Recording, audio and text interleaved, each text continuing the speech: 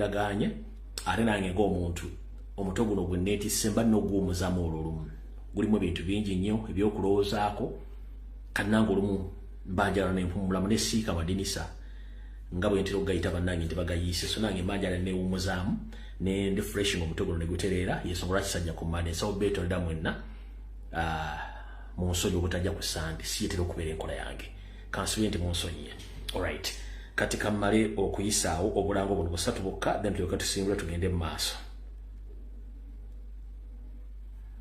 Akalanga kasooka kasoma bwe kati.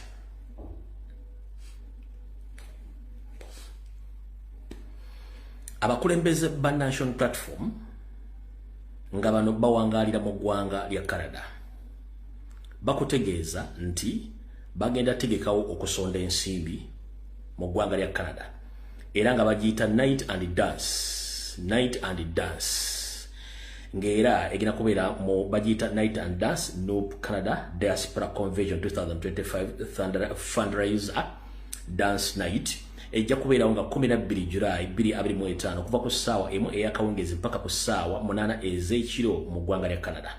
Okuyingira watu kugenda kubeera kwandola endagiriro yeeno 279 endagiriro yeeno entry okuyingira kwa bwereere endagiriro yeeno 2799 Watson Road North York on M9M to R8.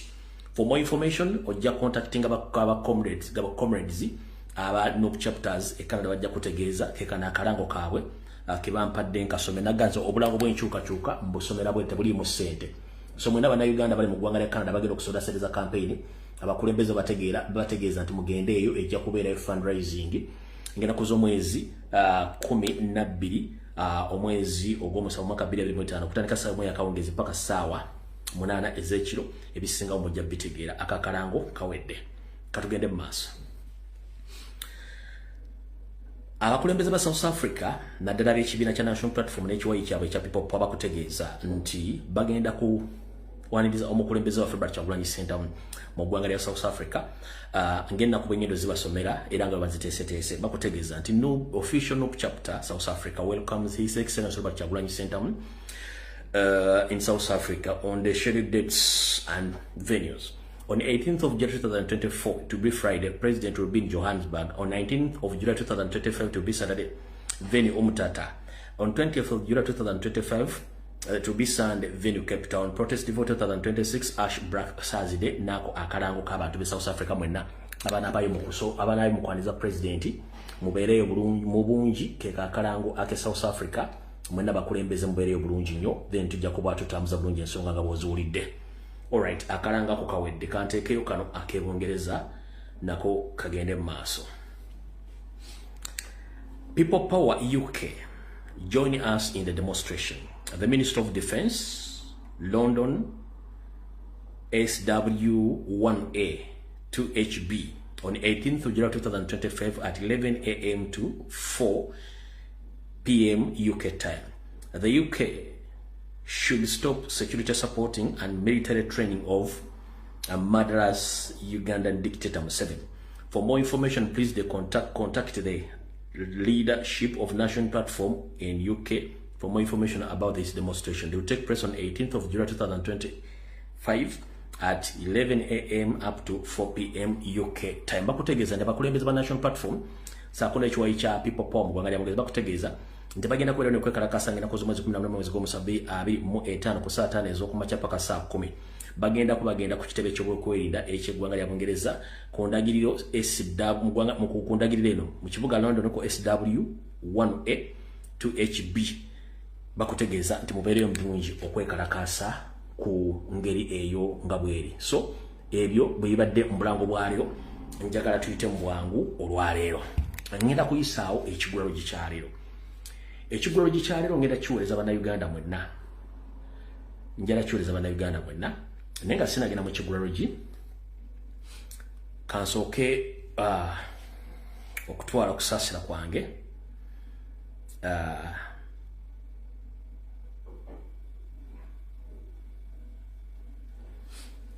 kansooke ntwale okusaasira kwange eri famire y'abagenzi ababiri kati abagenzi okuli omugenzi David ne omugenzi Deborah bano abatulimbuddwa mu week eno yennyini gye tulimu maka gaabwe amatiribona mu bitundu by'Entebbe.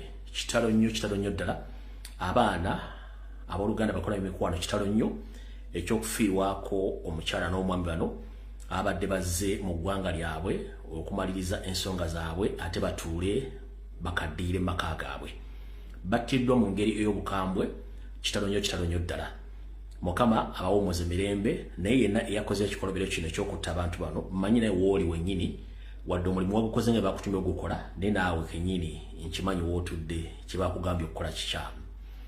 Olw'ensonga buli lotto omuntu nga takulinaako buzibu ekikolobero ekyo kigendera mu baana bwe bagokinyi kitandika okukulumba wadde oli mutemu ng'okimanyi nti oli professional killer oba assassin ekiseera kituuka naawe bikolobero bikutandika okutambulira kale manyi wonna wooli oba wafulumya eggwanga oba oli munte oba oli mu Kampala oba oli ludda ng'otulina abaana bo ku dining ekikolobero kino kijja kutambulirako omusayi gw'omu teguyikira bwereere.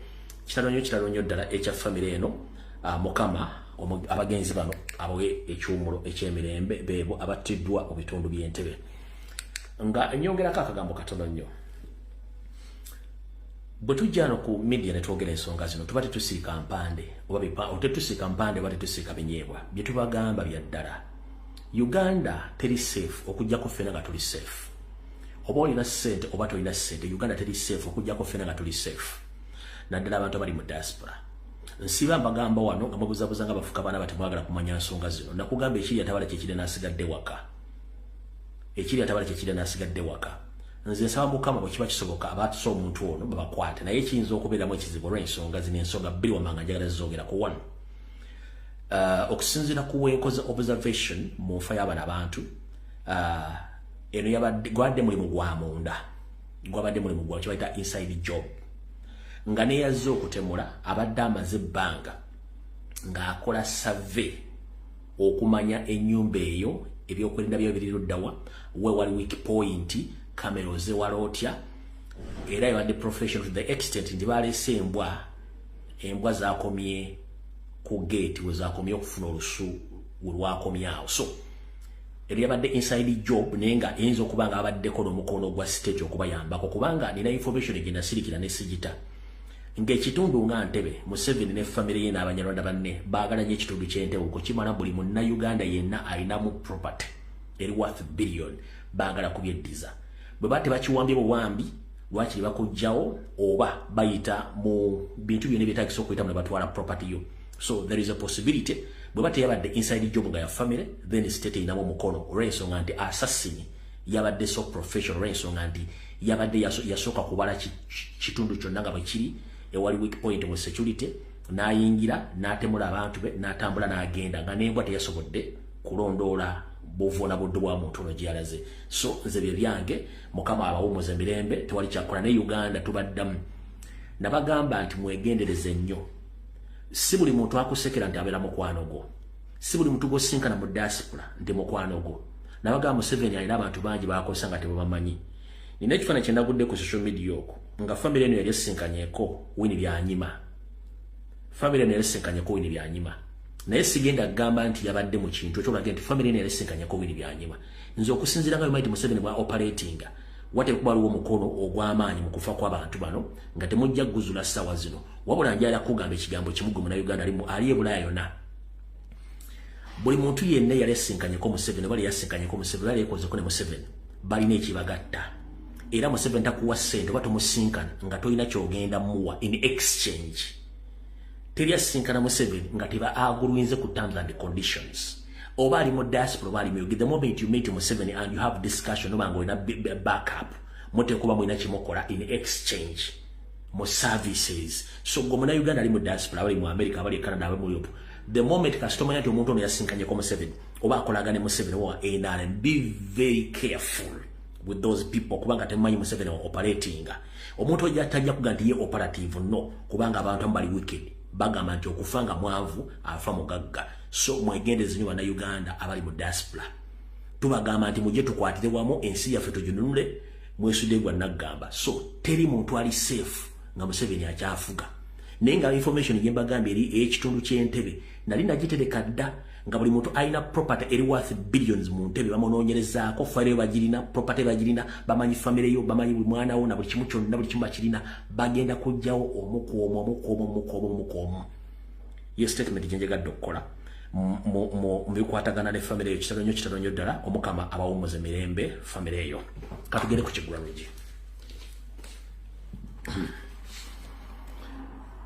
Ekigula Lodge kyalo njali kiwuleza bannayuganda mwenna manyi eri abagenda okukiwulira nga kiringanga ekisosola mu mawanga ne this is the reality nabaga byange byogera kati ng'omusizi Agulesi yantingenda kulirako bantu bange nkiddamu ebyengenda okwogera mbivunaanyizibwako nga nze anaababiwulidde obi biwulire nga bw'obiwulidde era gwoyinza okulya ngenda kusawundinga nnyo nga asosola mu mawanga ne gano ge mazima gye batajja kugamba genjagala owulire amatuufu. Mu Kigula Lodge kya leero ngenda kijja mu lufumo olugamba nti kabugo kakadde wattu tekaggwa mbuloolo. Kabugo kakadde tekaggwa mbuloolo. Lwaki tekaggwa mbuloolo? Olw'ensonga nti akabuga k'engeri gye kagenda kakufuuka kakadde keeyunirwa nnyo keeyunirwa nnyo obuwuka obutalabika.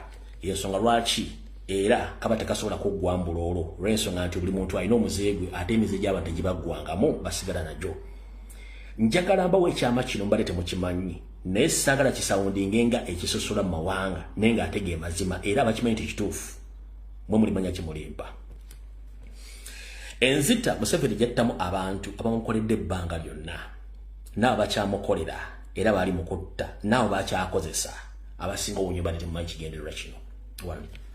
Museveni is a masquerader, muntu mulungi mu kwefuula kyatali ng'alina kyayagala. Wabula niwo bategeeza nga bwe mbabuusa nti abasajja abanyankole ba indigenous bannakabala bakimanyi naffe tutandise kibuukera tukitegeera. Omuntu gwe bayita omutuusi n'omuhima basawundinga okubanga abantu bali babiri banjawulo ne bali omuntu ogwo omuhima n'omutuusi.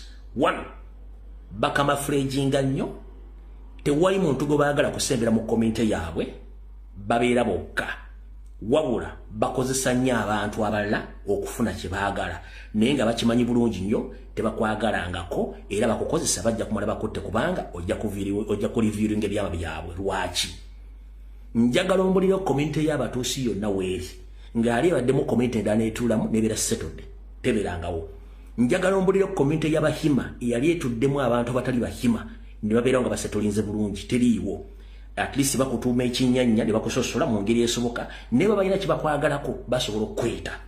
Kino kigenda kusawundinga kijja basawundingiramu ng'ekyokusosola mu mawanga wabula gano ge mazima agakaawa. Omutuusi n'omuhima bantu bali omuntu omu baawula mannya naye ebigendererwa bye n'ebikolobero byabwe bye bimu.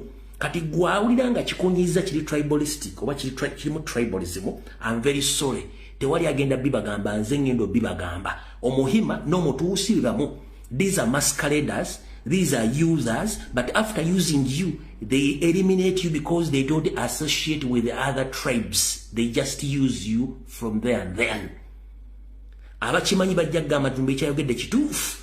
Atakimanyi ng'owulira nga ayogera tribalism, oli waddembe okozesa omutwe gwo nga bw'ogwagala ne gano ge mazima genkugamba. Museveni agenda batta.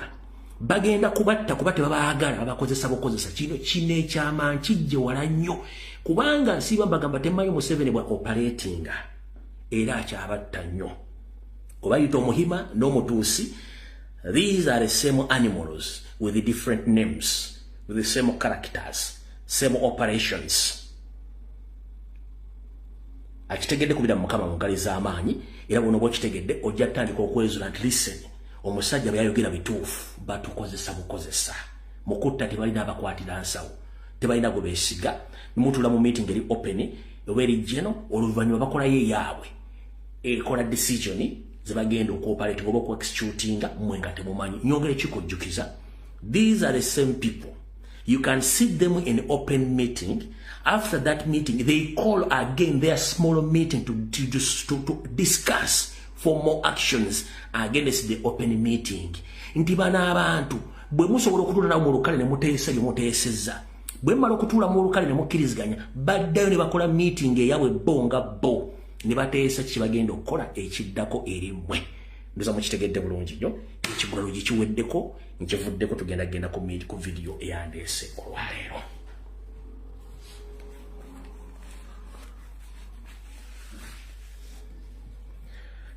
Alright. Ntumbudde. Era video etandise nakuzo mwezi ziri mwenda ezakonka ku mwezi gw'omusanvu omwaka 2025. Tutandise tutya.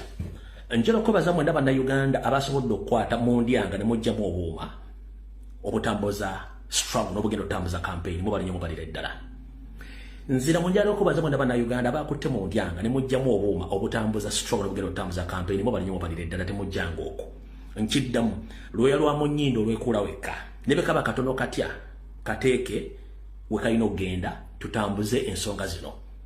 Nga omuwanika bwe yakugambye nti buli kyonna ekyetaagisa okuteekamu tukiteekemu tunule eggwanga lyaffe mukiteekemu. Kati buno bwe bubaka bwange. Njala tegeeza yenna omukulembeze owa National Platform eyawaddeyo ssente mu kusonda.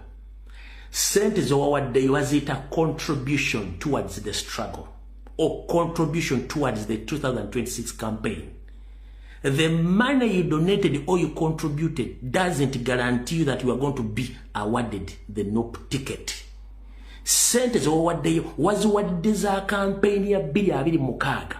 So tewaziwaddeyo nti olina automatic card bagenda jukula okuba tewa contributors wataddeyo sente. No. Bwoba zitaddeyo in regard of that point, please okukumala biseera ng'akunamira muzibe oba akunamira mu nzikiza tekikugarantinga. Lwaki? President bw'anaaba atambula eggwanga lyonna akozesa ssente ezo okujja mu bitundu byammwe okuba campaign nga nammwe ssente zammwe ze mwamuwa zigenza okukola drives ezo okuli amafuta ebizindalo n'abantu abatambulidde ku trail eyo ze ssente we zigenda okukoma. Kati saagala ogambe nti ze nataddeyo 100% ndishuwa tebagenda kumpa kadi. No. Lwaki? Ssente bakiyita contribution towards the 2026 campaign. So toddeyo n'ogamba nti ze nawaddeyo ssente ngenda kufuna kadi. Baba ekyomala bya mbulago teri agenda kuwa kadi olwokuba nti wawaddeyo ssente. That is contribution bw'obanga oyagala ekibiina. Neba tebagikuwadde nga tewawaddeyo ssente ngenda kusaba ng'oli wankyukakyuka sirikira eyo wagira ekibiina era toddeyo n'otandika okukookolima oba okwemulugunya nga sseggwange nnyodde amazzi amanaabemu ku kyalo kwekulidde. Do you copy that? Mwenna mbategeezezza ebadde general message. Sente bwoziwaayo za kutambuza campaign ya kujjako Museveni 2026.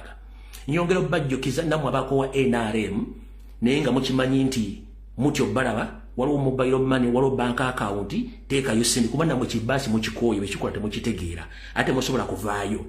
Kati bwoba owulira nga oyagala kusupportinga okujjako Museveni nga tetuyiye musaayi, please ng'oli wa NRM kwata essimu ziri ku mitimbagano teekako sente teri agenda kutegeera nti NRM wasasudde. Era muli bangi aba NRM wasasudde indirect nga teri ategedde mwe balina obalira eddala.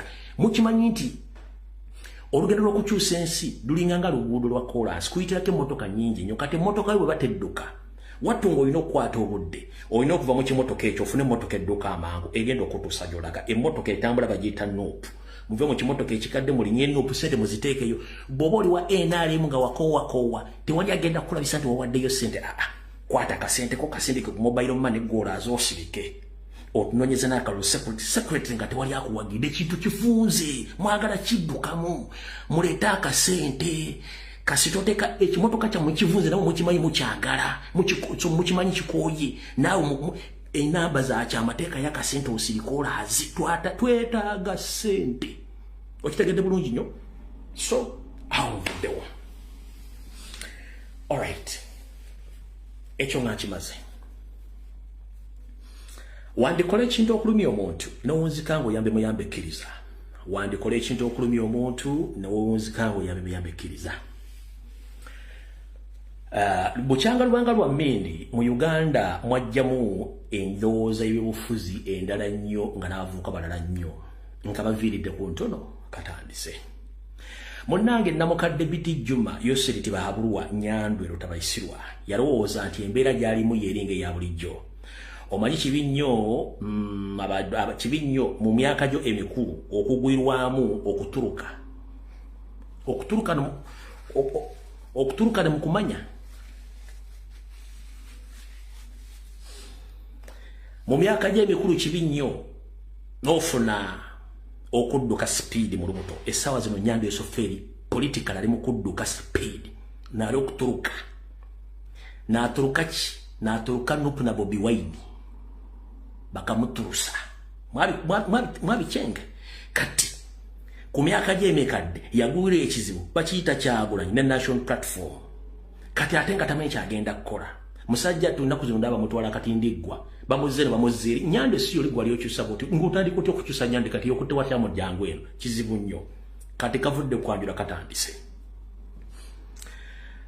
njala bategeeza mwenna nabagambye ku video gye nakoze kenatadde nabage kaliko security ne bagamba nti okusonda kwa ssente okutambuza ekibiina kino kugenda kwogeza abantu bangi nnyo ebyamulwa ensonga mu Uganda abalowooza nti bamanya ate tebamanyi beetaaga kuyigirizibwa nga president bwe yagamba nti atamanyi oba tamanyi abeera muyizi mu buyigirize munnange mu nsi ezaakulaakulana zibinyonkonde zitonye mmooli ebyobululu byonna campaign bannansi be basondera abagenda okwesimbawo ensimbi mu Uganda tekibaddemu mu Uganda tubadde ba political investors nga they invest their money bwe bawangula tebaagala kumanya bikirigenda kudda kuba komonga akalu kakoze ekikazeemu kati system twagikyusiza nga lunaku Kyagulanyi lwatuleetera ekipyaleesa ekipya kino kitandise okwogeza abasajja n'abakazi engero enfume enfu zitya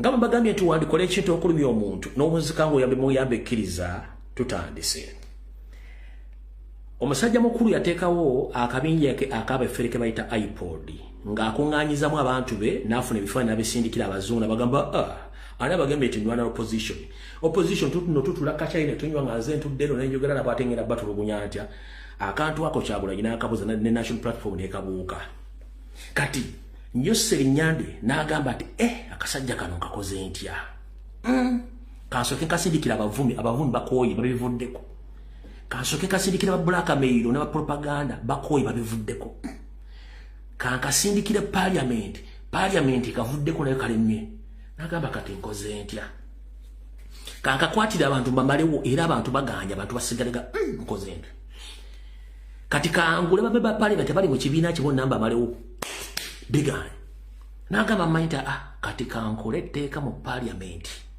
ng'etteeka lino ligenda kukwata buli muntu yenna alina ekyefaananiza ku kintu ky'amajja mu musibe n'ebisomozo biteeke mu kamugwanya etteeka n'alikola era tekina nagamba akasajja kano ngenda akakola ntya ndi kankole etteeka erikwata ebibiina by'obufuzi ebitasobola kukwegatta mu iPod tubijjeko ensimbi n'akola etteeka ne baliisa nenga bwe nkugambye nti wandikola ekintu okulumya obunonzika ng'oyambe ekkiriza eyajja n'abagetteeka eryo embulirumya Nuupu ate yakuba bukubi Museveni goolo etya bw'obanga okuba musajja munno wati olekanga mwezi n'akozza litya mu kusookera ate tebasooka kumanya kifaananyi kiri kitya ekifaananyi kyali bwe kiti Bochanga ebira by'obufuzi bibeerawo bibadde bifuna ssente mu mateeka eziri mateeka wabula enkozesa n'ensaasanya y'ensimbi eyo abasinga obungi babadde bazifuna nga bazigabana ng'abantu so si ku lw'okuzimba ekibiina n'okuzimba eggwanga. Do you copy that? DP, FDC, Jema n'ebibiina ebirala byonna bibadde bifunanga ssente Nuupu zeefuna ne NRM wabula ssente zino babadde bazigabana nga ba individual nga tebakulaakulanya bibiina era nga tebakulaakulanya byabufuzi mu ggwanga. Yensonga lwaki bajja ne babuuza nti mbadde mufuna ssente mu gavumenti babuuze mwe mbadde temuzifuna. Nuupu yaakamalawo emyaka 4 lwaki mugibuuza ebibuuzo bingi kubanga omuntu tebalina kati tuzeewali. Bwe bakola etteeka lya political parties mbwe atagenda kubeera mu iPod tagenda kufunanga ssente.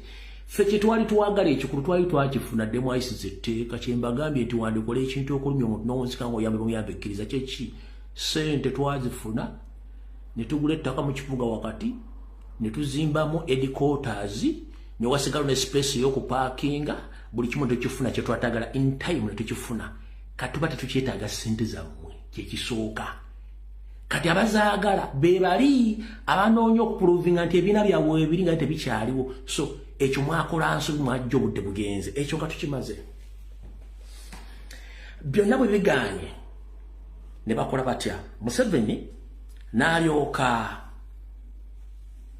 asindika Nobert Mao bwamusindika ayogera bigambo bingi nnyo ffenno tusirika Mao n'ayagala akyusemu n'amateeka ffenno tusirika kati kye baakola ekikyamu kikino kyekiriwa 1 badde baagala nnyo okuteeka Nuupu wansi ne kigaana ne basigala nga beekuba ggoolo kati Museveni kye yakoze n'asooka akuŋŋaanya obubiina abo bonna ne bujja nga busindika ekigambo kimu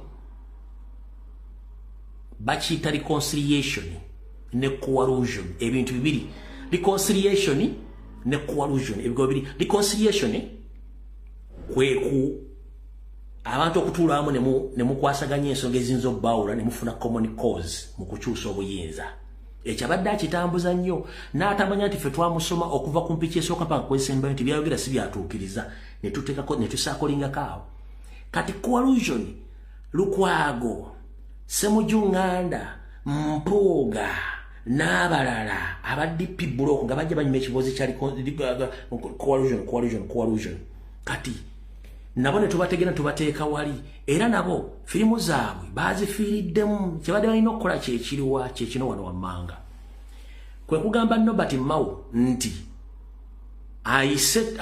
bayite abakuli ebibiina ebyo bagambye nti ekibiina kyonna ekitagenda mu iPod tekigenda kufuddamu kufandingibwa era tekigenda kuddamu kwetamu mu kintu kyonna kitibwa kya kufuna sente zifandinga bya mubiina byabufuzi ntugamba okay no problem kati Nobert Mao yagenze maaso n'agamba nti amateeka gasoma nti ekibiina ky'obufuzi kyonna bwe kiba kisoloza ssente oba funding tekisukka millions 4 tekisukka millions 4 omutwe guno njagala guvuga guddeyo emabega namwe mukwata obwongo muzi babega mujjukira National Reverse Movement NRM nga amama babaza akyagirimu ne Lumumba bakyagirimu basoloza bakola fundraising ya buwumbi 9 billions plus 9 billions plus ze bakola fundraisation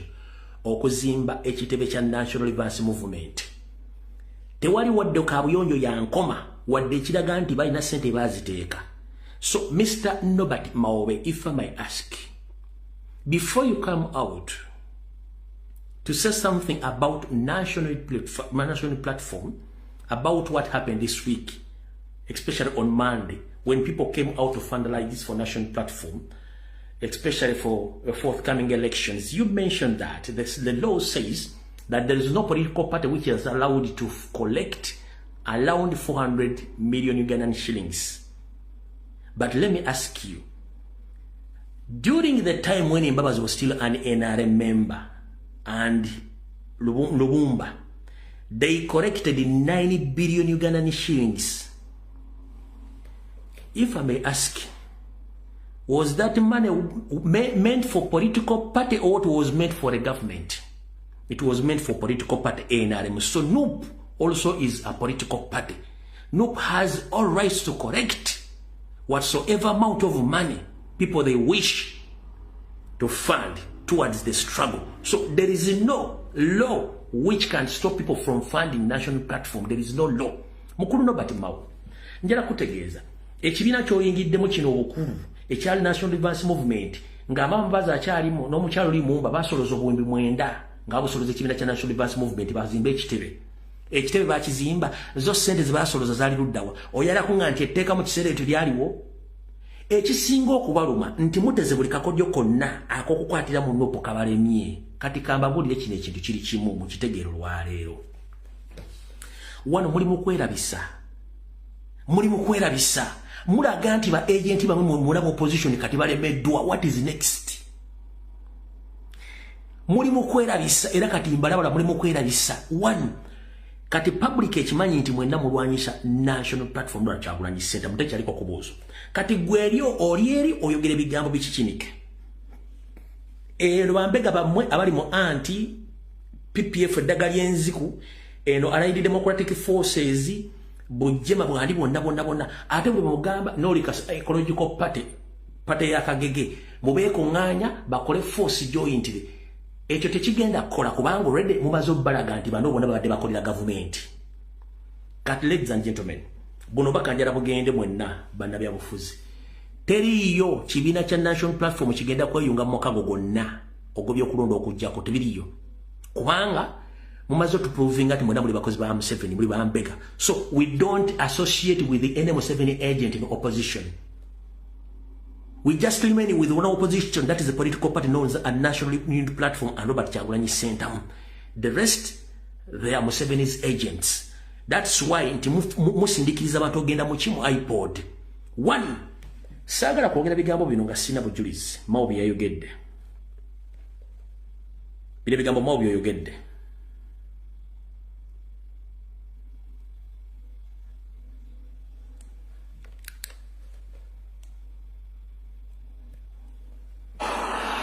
Amateeka tegakkiriza kibiina kyonna kuŋŋaanya ssente zisukka milioni 4.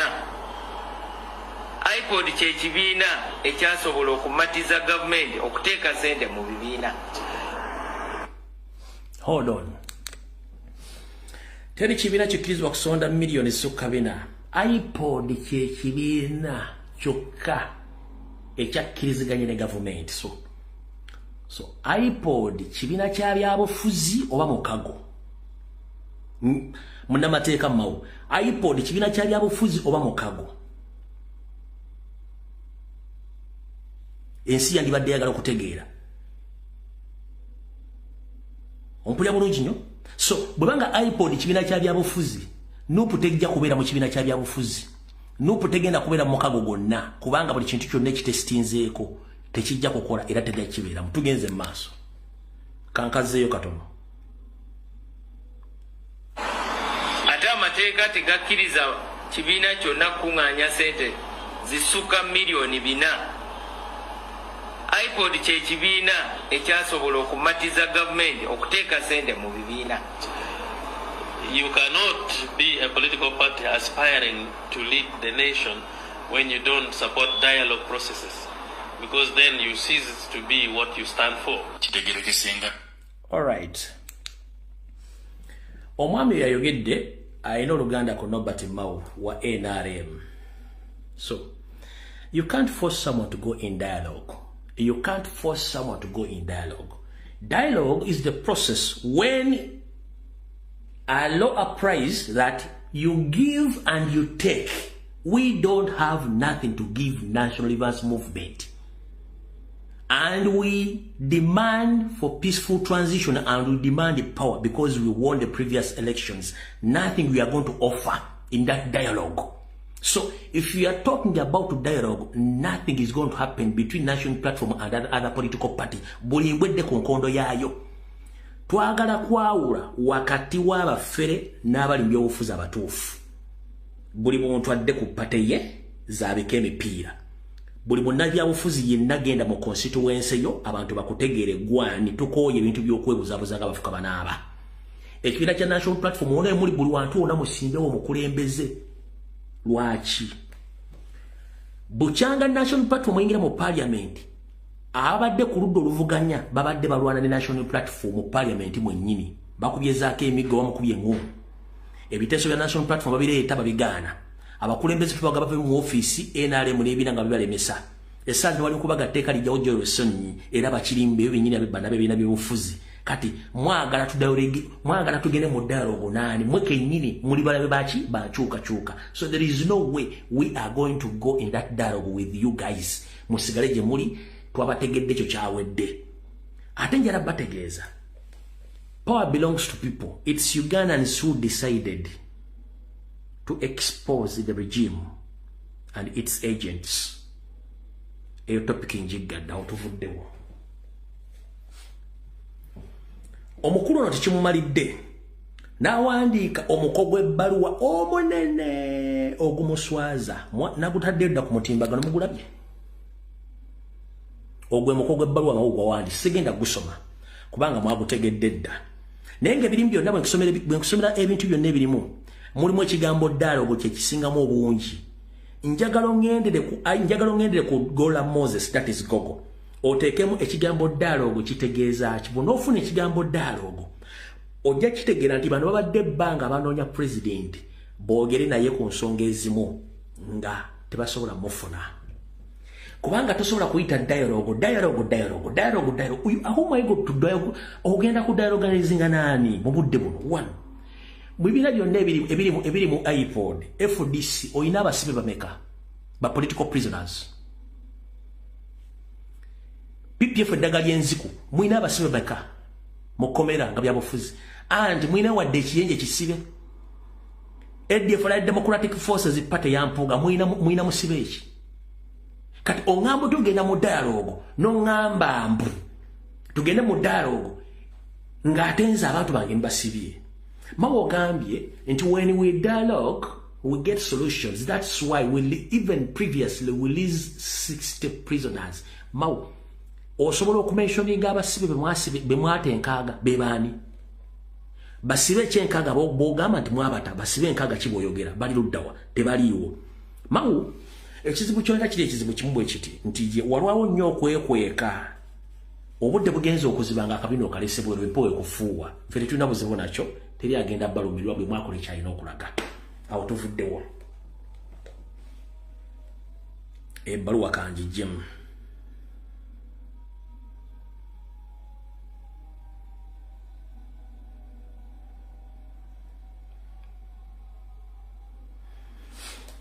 njala balabula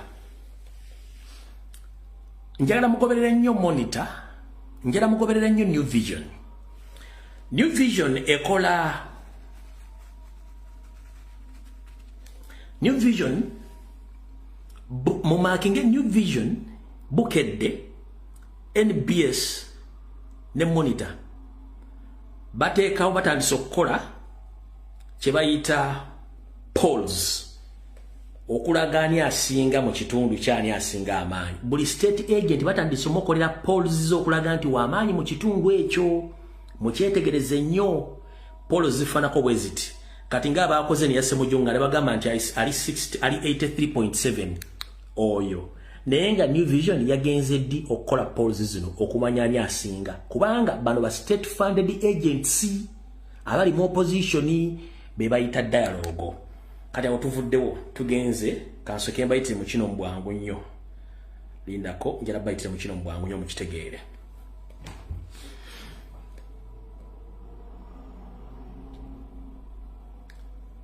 tebakulya ssente akaluke tugendamu bakayita protest vote omuntu asinga okumanya ekigambo kye bayita protest vote bamuyita Nywande Yosoferi Kaguta Museveni tibahabulwa nkiddamu tugenda mu kaluka bayita protest vote omuntu asinga okumanya ekigambo kye bayita protest vote bamuyita Nyandwe tibahabulwa Yosoferi Museveni yasinga okimanya lwaki ekigambo kye bayita protest kuba kwekalakaasa vote kulonda rewind your mind back away in 1980 zobwongo wemabega mpaka mu 1980 mu kulonda okwaliwo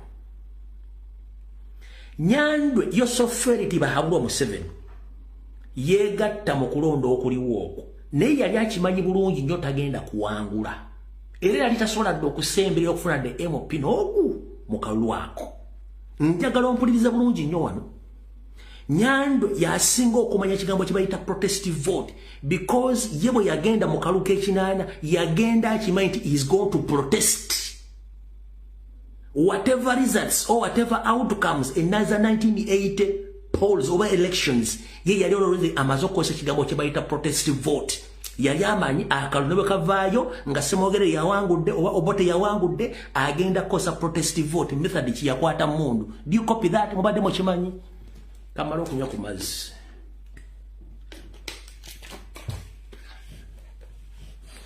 video bagikutte munjira banete watugenda gere sola jijjayo Museveni yamanyi yasinga okumanya ekigambo kye bayita protest vote lwaki mukaluka 1980 Nyandwe tasobola kufuna the MP wadde okufuna 5% but he knew nti ye agenda kosa protest vote olw'ensonga yamaze okwegonaizinga nga ine ebyokulwanyisa ayina n'abantu bagira otandika nabo olutalo kati olutalo yagenda mu kinaana aga nti babyaka otagenda kukkiriza byakalu byavuddemu kye bayita protest vote. Abadde babuuza twagala kumanya definition ya protest vote lololo abamba gitonyonyola bubi kati nkikutegeezezza. Museveni yagenda mu kalulu k'ekinaana nga underdog nga akima tasobola kuwangula Obote, tasobola kuwangula Ssemwogerere, tasobola kuwangula bakalimu abalala bonna. Naye yagenda akimenti is going to protest ebinaava mu kalulu ako. Kati already fe 221 twawangula akalulu ako Museveni n'akabba. 226 tukime tugenda genda tebagenda tulangirira naye nga tefe tugenda okuwangula. The only way is to protest in any possible way to protest. May God bless us and protect us. Yensonga lwaki akimanyi nti ekigambo protest vote kibi nnyo. Watu kogamba seno to protest vote olowooza batakimanyi n'akiwandika ku t-shirt seno to protest vote batakimanyi mutegedde olwaleero. Kati gwe badde abuuza protest vote kyekiki lwaki Museveni akitya ye kye yakozesa mu 18 kwe kugenda mu nsiko kuba baali tebabbye babba Ssemwogerere. Do you copy that?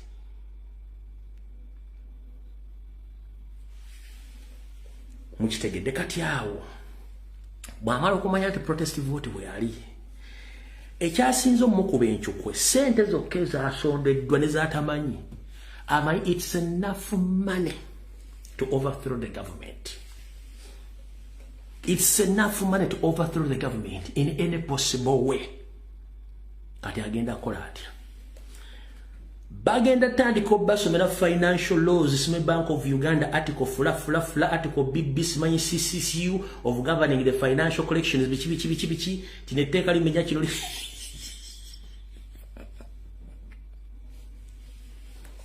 mubirinde bagenda kuleeta financial acts zikola governing Ministry of Finance Sime Bank of Uganda bagenda kusoma articles nga mauchi yeyogedde they mean it.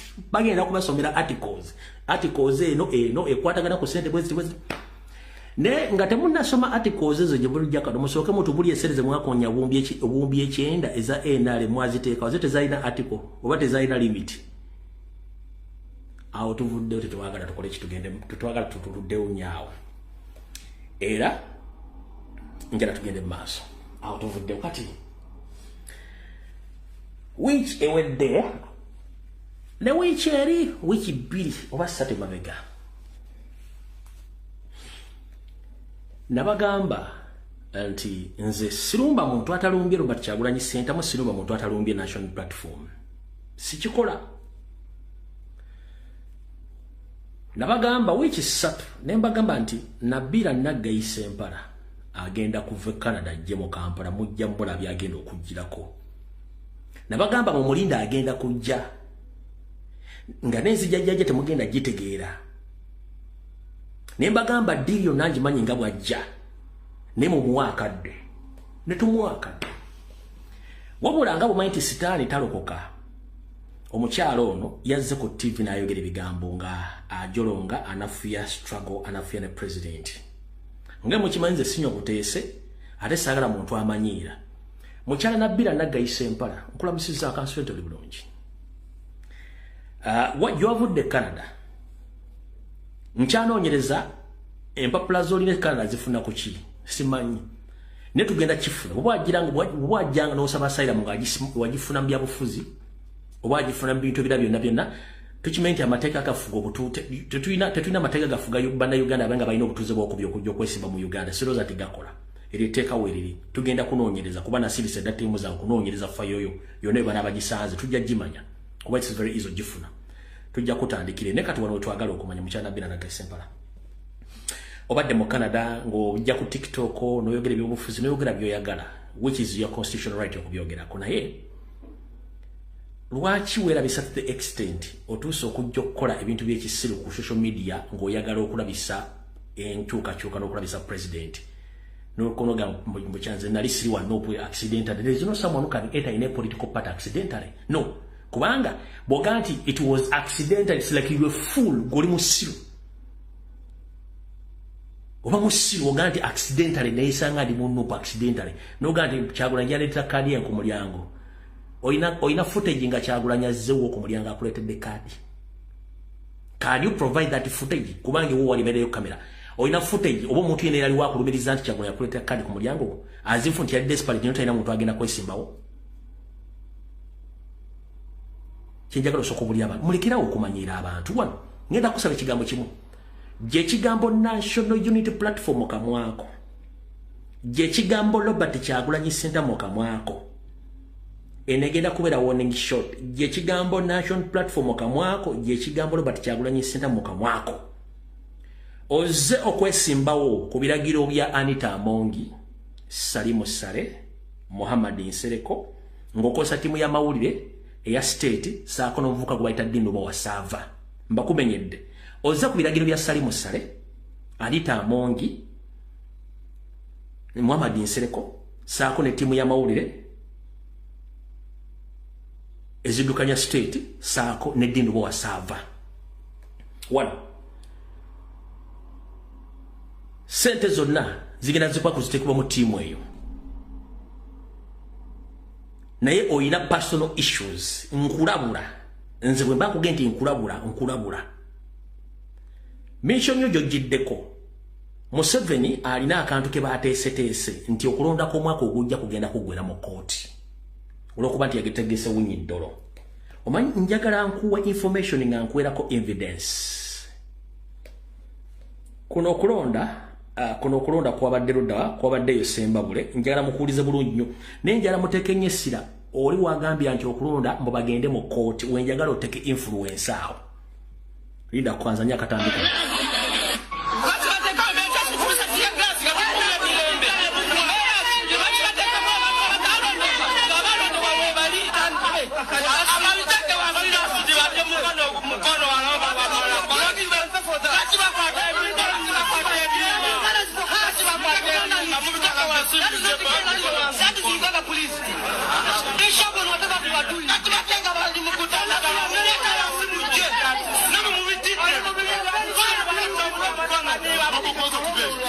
Adumira polisi y'ekyazanga Pamela Kawuma akanyiza kusaba abavubuka bano balonde naye ne beerema era n'omubaka wa president mu kitundu kino bano tebamuganyiza kubaako kyabagamba.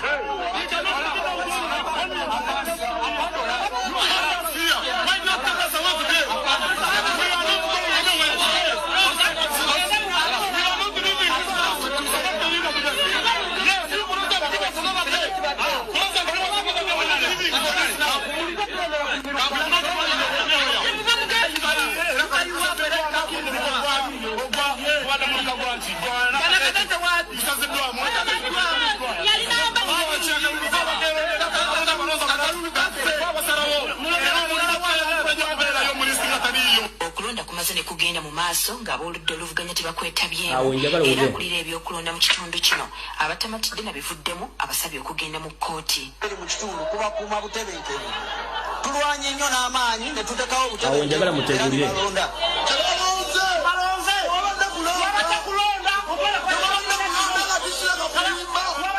mu district y'Empigi abayoku ayagala okwemulugunya agende mu kooti nga bo bamaze okuyisaawo ekyabwe kati wulira Nabila Nagayisa Empalation gyagiddeko one nabagambye wandikola ekintu okulumya omuntu n'owunzika ng'oyambe muyambe kkiriza oluvannyuma nabadde ngenda kuba NRM yonna ngisuule ku ttaka wabula kirabika baafunye omuntu abagamba nti lumbu yalina wabalindidde musooke muliddemu hold on batya balonkinze PPF eddagala y'enziku nga mission yaabwe yabadde yakuteeka Kizza Besigye nga president w'ekibiina era abadde alina okujja nga presidential candidate kati babagambye lumbu yabalinzi nabadde mbalinze wano weewatyo nabadde mbalindidde baba kutalitandika no Kizza Besigye najja okwesimba oba nafuka president wa PPF eddagala y'enziku nga Ede Mutwe nuwa Mutwe akirewo kivumbi abatabeerangako basirikale babatadde ng'ono ali ku treason gwe bakwata n'emmundu bamutadde zaali zigenda okuddira okunywa wabula baalabuse ne baga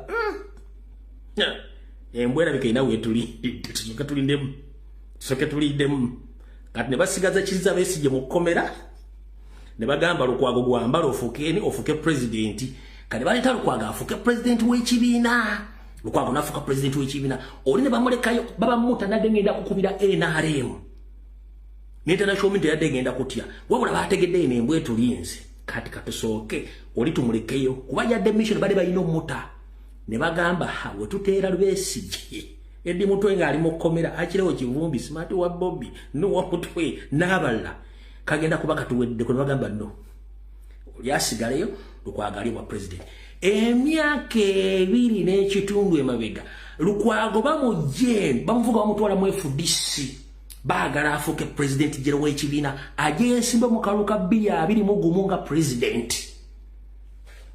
ne bafuna enkayana mu FDC ne bakyawulamu ne bakikola ki ne bakyawuluzaamu Lukwago n'atafuuka bano kwe kujja okukola PPF kati bakoze PPF bagenzo kizanya ng'omuzanyo gwe bali bagala okukwatira mu Kyagulanyi bamuteekeyo nti kirage ensi nti ne munnabyabufuzi bamukwata olaba akwata Besigye oli firimu yagifiiriddemu akyaliyo kati baleese Lukwago kati ye president wa PPF siwe kiri nti ye ulira omuzanyo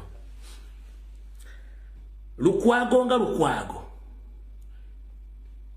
obwa meya abwagala sibola buvaako bwe yamugamba nti ajesimbe kuwa president agenda kuweza wadde 20% kati naye ati bwe agenda wali ne bamukubirawo tadda ne kuwa meya babuvuddeko kati tebanna decidinga ani ajja kuwa meya ani agenda kuwa president ate nga muntu tasobola kati mugenda kuwulira waawo switch of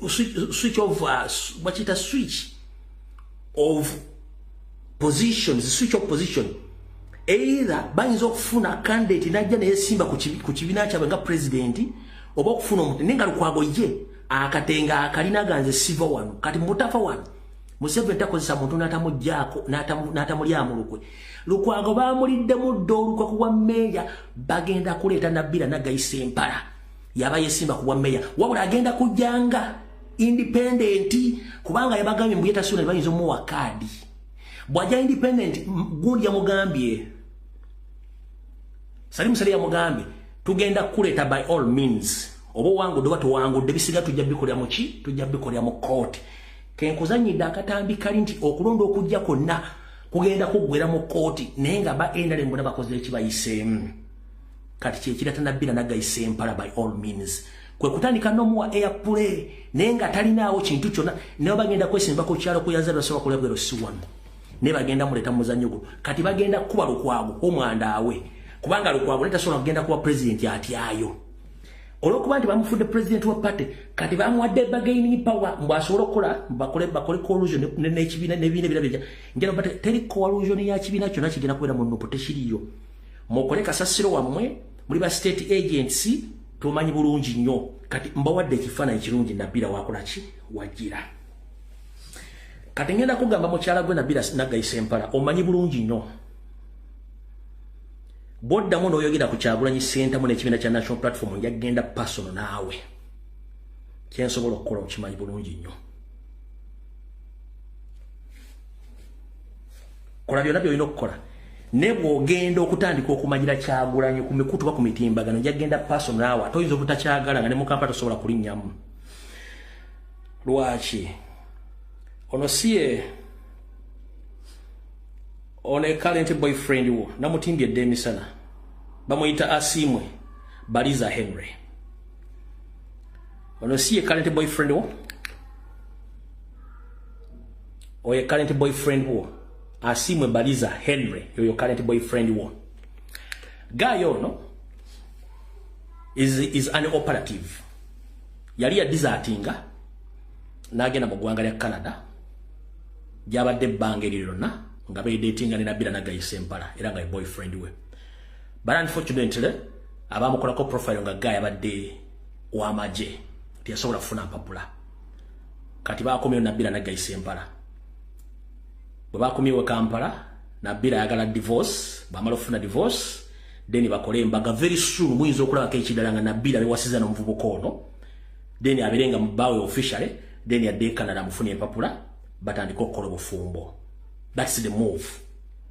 Ono guy kyekibalo kyalimu naye ngono state operative already era omuvubuka okuba nti yali adesertinze nga state operative nadduka teyadduka nti yali ayagala yadduka nga state emunoonya yoga Canada kati Nabila nagayise Sempala na negotiating ne Jerusalem sale ne state okukkiriza omuvubuka ono akomewo mwe mukazi gwe ngenda mpola Kyagulanyi National Platform genda mpola nkubuulira nali nakunoonya ddanga nakusiriikirira mubadde mu opposition nga mubuzaabuza abantu nkulaba ku extension yo nango olumba National Platform wa Kyagulanyi nkulayira ngenda kwambula to the body marrows nkulabudde bulabuzi mukulu Sempala wonna wooli x w'omukyalo Nabila nagayise Sempala nyweze ebyokwerinda byo singa ddamu okukola ena slight mistake oba ataka ku Nuupu oba ku Kyagulanyi ngenda kujja spinning ebijanjalo birimu amafuta ekyo nkikubuulira sente zonna z'otambulirako security joyina yonna ya Salimu Sale Anita Amongi ne government n'omuvubuka ono wamunegotiating okudda anda Salimu Sale ne bamutanga tebamuyinda ku kyebagenda mukola njagala oddemu okola ekigambo kyonna ekirumba Nuupu kola ebyobufuzi byo oba ojjidde mu kibiina kyammwe ne Mabike no problem I don't have a problem with you but de-associate yourself with the national platform and Robert Kyagulanyi Ssentamu tujja genda beya nnako naawe omanyi kyensobola okukola ekyo kyonkulabula bw'oba olina ddata lineniwo ng'omanyi nti omumanyi nti mulina ate nga nawe okimanyi nti ali mu public domain ekyabbaawo x nkikoonyeeko bukoonyi n'ebyomupulaningira byonna nja kujja mbiwe ku meezi ensi ejja kutya kubanga naawe oli muganda manya nja kuddayo mu kyalo gye mukuzaala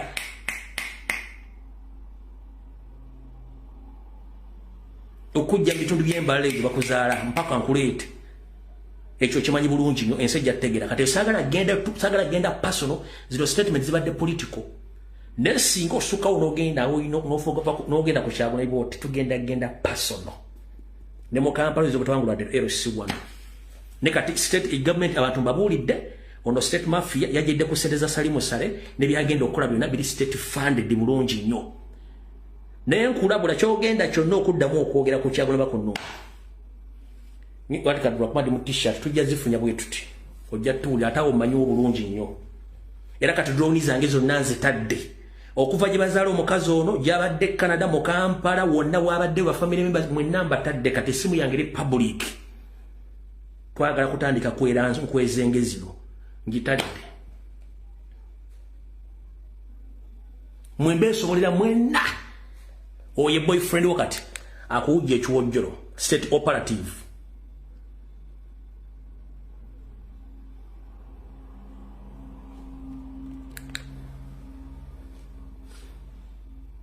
omwali mukyala bwe yayogedde temwategedde byayogedde wala byayogedde naye jjukira nti ekibiina kya Nuupu nakiyingira mu butanwa jjukira nti nze nali weefudisa emyaka 15 gwena ekibiina nedda. Do you belong to any political party at the moment? We naviira wano nali mu Nuupu era nkyalina kaadi ya Nuupu era bwe bagamba nti omuntu eyeesimbawo ku mulundi guli 221 yaba ne kaadi naye nsuubira kaadi kati zivuganyizibwa so at the end of the day sigirina naye ate nga nkomyewo kaadi otegeeza flag oba tiketi. Okay. Nejjukira nti ndi member nejjukira nti ekibiina kya Nuupu nakiyingira mu butanwa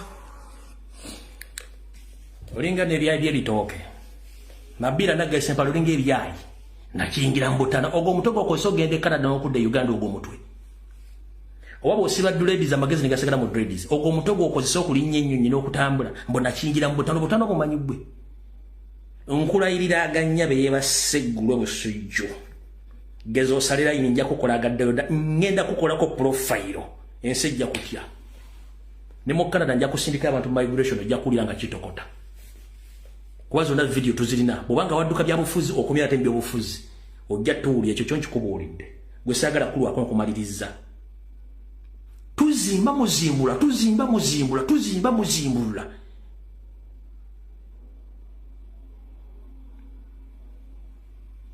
mana jingira mutanwa Kyagulanyi yandetera kaadi ku luggi lwange gwani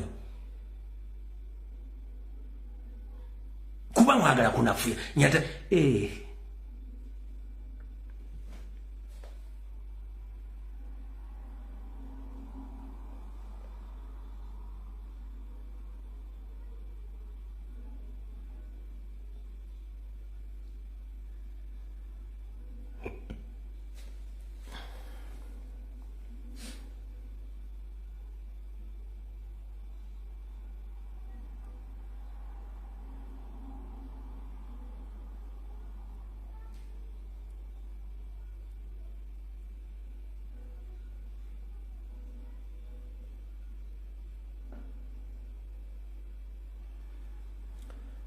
kati amalo kudda kuona mu kitabo katono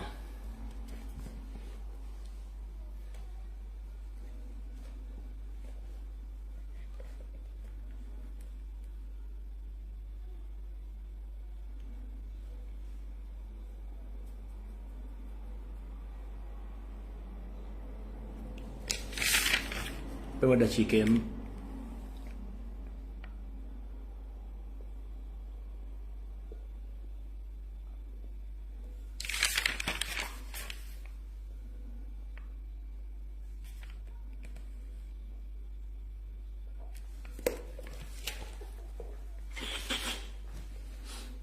ngenda ku episode endala ngenda kusaba buli comrade yenna nkutegeeze nti baggulawo office ekwasaganya okwemulugunya kwonna ku nsonga ezikwatagana ku buvuyo buli ku ground mpaka ku national level.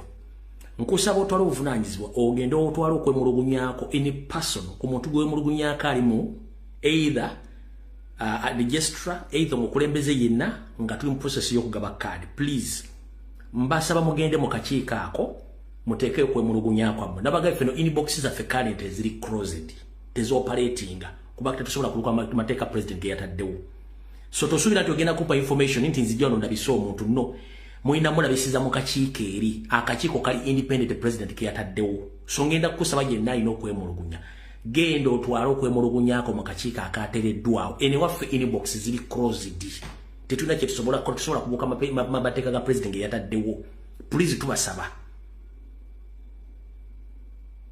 mutwale buli kimu kitwalira akakiiko feno inbox zaffe ziri closed tetukyagala kulabisa abantu mu bitwale wa president akole decision n'akakiiko nga bwe katudde bakole decision. Please mbasaba oba oli kyenjojo oba oli mbalala oba oli Fort Portal oba oli mu Busoga oba oli mu Mamboka please mutwale okwemulugunyako amwe nga kuli mu buwandiike kuli n'obujulizi bwonna mutwale akutiisatiisa akugana okwesimbawo akulyako ssente akusaba ssente za kaadi mukutwaleyo.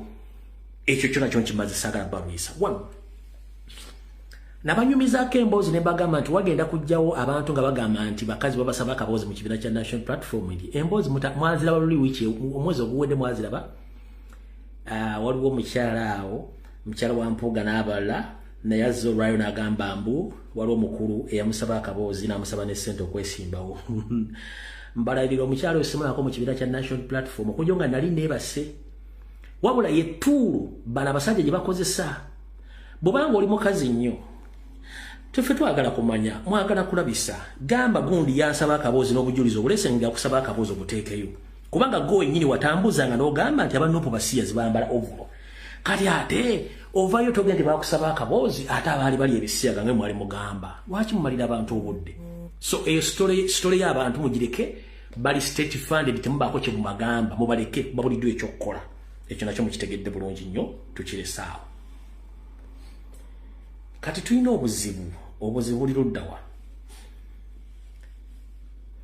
ne ka video ako sigenda kazanye naye omukyalo mutegedde ayambala ennyo Gomesi n'avuma era ye nannyini Sabula TV mubadde munoonya Sabula TV yani Sabula TV ya Mpuuga ka TV akali ku TikTok ne ku Facebook ka Mpuuga era omukyalo yakaddukanya oyo omukyalo ayambala Gomesi avuma nnyo nopu ne president ka Sabula TV ka page ke era Mpuuga bakaddukanya oyo omukyala yakaddukanya so mutegedde yo yagaye mu ne bamusaba akaboozi n'abasaba akaboozi muli ku kizibu. Kati oddira oluguudo lw'endakawoka oluyiseeko emmotoka y'empya kuoba ofaaki oluguudo olwo lulumu kwogera essaawa zino lwatwambulirako emmotoka eziwera 300 okuva ku kalenda guest house e Makindi mpaka eri ku kyessala atoyo nali nenenya abakazi lekenzera mu mulya nga afuguma ekigambo kyonna oluguudo lwanyumyako nti balusaba oduvugirako emmotoka oluguudo okuva Kalenda Guest House okukirira mpaka kiri ekyessalamu oyitemu ogwo ku kiri ekyebusaabala buli mmotoka yonna yayitako kubanga yali mutunzi wa Kabozi ku bbiri already eri wali waggulu okulira ekizimbe kya DP kali bagadde bamusaba Kabozi saagala nnyo kuvuma bakyala Dubai Samu eggaali naye onosukawo okoma muganda information imbanjirira mu mikono gyange otandise okugera ebintu by'ekisiru nja kuyisaamu eggaali teri muntu asobola kukwata mmotoka y'empya gise ku luguudo nakawuka kikizibu kati gwe maama aligamba bakusaba Kabozi ne bakusaba ne ssente gwe ng'oluguudo emmotoka ezibadde zitambulirako ziva Kalenda Guest House ku lw'essalama mpaka ku lw'ebusaabala nga ziyitako 24/7 wakajjoveewo oyingire ebyobufuzi ensonga lwaki okuuma okumakaagagambo kubanga ebigambo wabimanyira bibadde okola emyaka gyonna gwe sitera kulumba bakazi neggwe enkulabula nalina kwesonyiwa dda ddamu oyogere kasasiro omukyala omumanya ambala boodi gye wakasabula TV nja kukuleetera obujulizi na buli kimu ensi ejja kutegeera anti mwagala kumanya kikulu temwagala kumanya bintu byono wano yono liyo ebibiina mu ngeri no process y'okugaba kaadi ekusaba obubuuzi nkikiriza bulungi yoyo ekuba nange nali wa kibiina ekimu ekyawa era kyenjogedde ekyabano infact nesimbawo sijja kumwogera kuba nja kuba mutidde erinnya naye nange yansaba Kaboozi awulira yansaba Kaboozi ne ssente n'omuwa sente saamuwa Kaboozi saakamuwa ne ssente saazimuwa naye nga nali muweereza mu kibiina ng'ensi yonna ekimanyi era saayitamu era temampa kaadi ninjire obutakuwa kaadi osobola obwattributinga ku kugaanako yes kubanga lwaki muteekawo kubanga yemboozi eriwo otegedde lwaki nkiteekawo kubanga yemboozi eriwo okitegedde lwaki nkiteekwa kubanga yemboozi ekola ki yemboozi eriwo ye nga abyogera yali wa mutunzi wa Kabozi ku bbiri okuva Makindye ku Kalenda mpaka ku luguudo lw'ebusaabala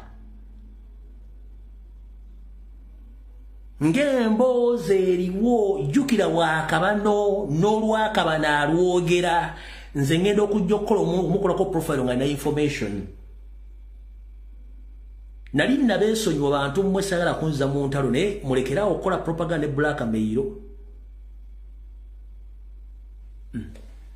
naawe onvuddewo kati tulina ekizibu kyekiriwa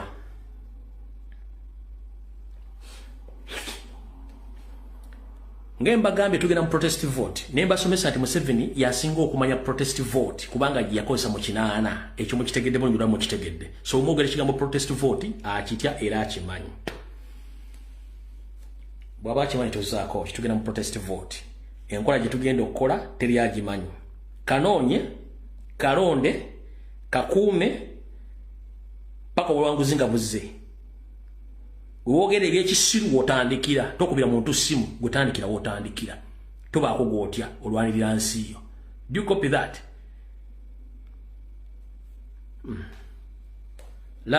last information layo ko yine esuka ku jenni na jamu ka box kange last nkulabira ko yina information esuka ku yange abantu babera kunonga bamayira okuba nti basirika busirisi awo tuvuddewo tugenze ku nsonga endala kati waliwo ebizibu ebiri mu mambuka ga Uganda ebizibu eri mambuka ga Uganda biyitirivu nnyo era nga byetaaga okukwatako naye tubikutteko tutya kubanga Abaganda bali mu kunyigirizibwa bali mu kuttibwa naye teri aboogerera tebalina boogerero ngenda kuyita muganda afu bulyatera okutuwa information agibawe ne bifunga tetunagenda mambuka buno bakanjala busindikira bana Uganda mwenna gye muli mumpulize bulungi bifunga ngenda okuyita muganda afu oyo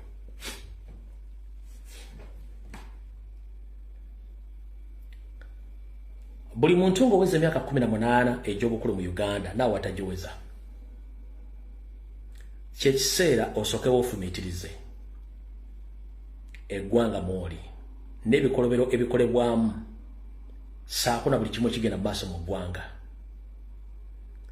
Mukulu Christopher Damulira Kijambia eyakuliyetinga ghetto structures okutemula n'okutta bannayuganda.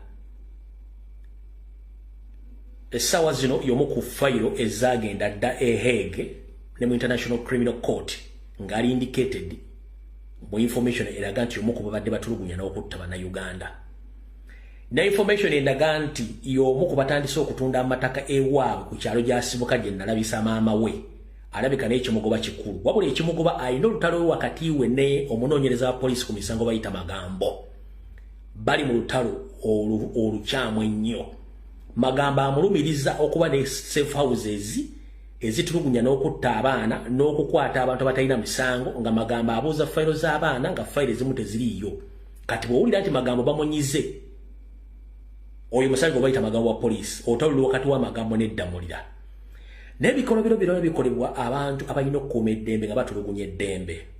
Christopher Damulira wonna wooli oyina abaana, oyina omukazi wadde wabakweka n'ennyoko namuzuula gyali okujja nga wamugjayo. Kiki ekikutunza amataka ate nga wabba mabbe? Kiki ekikugoba? Ekikutawaanya bussiru.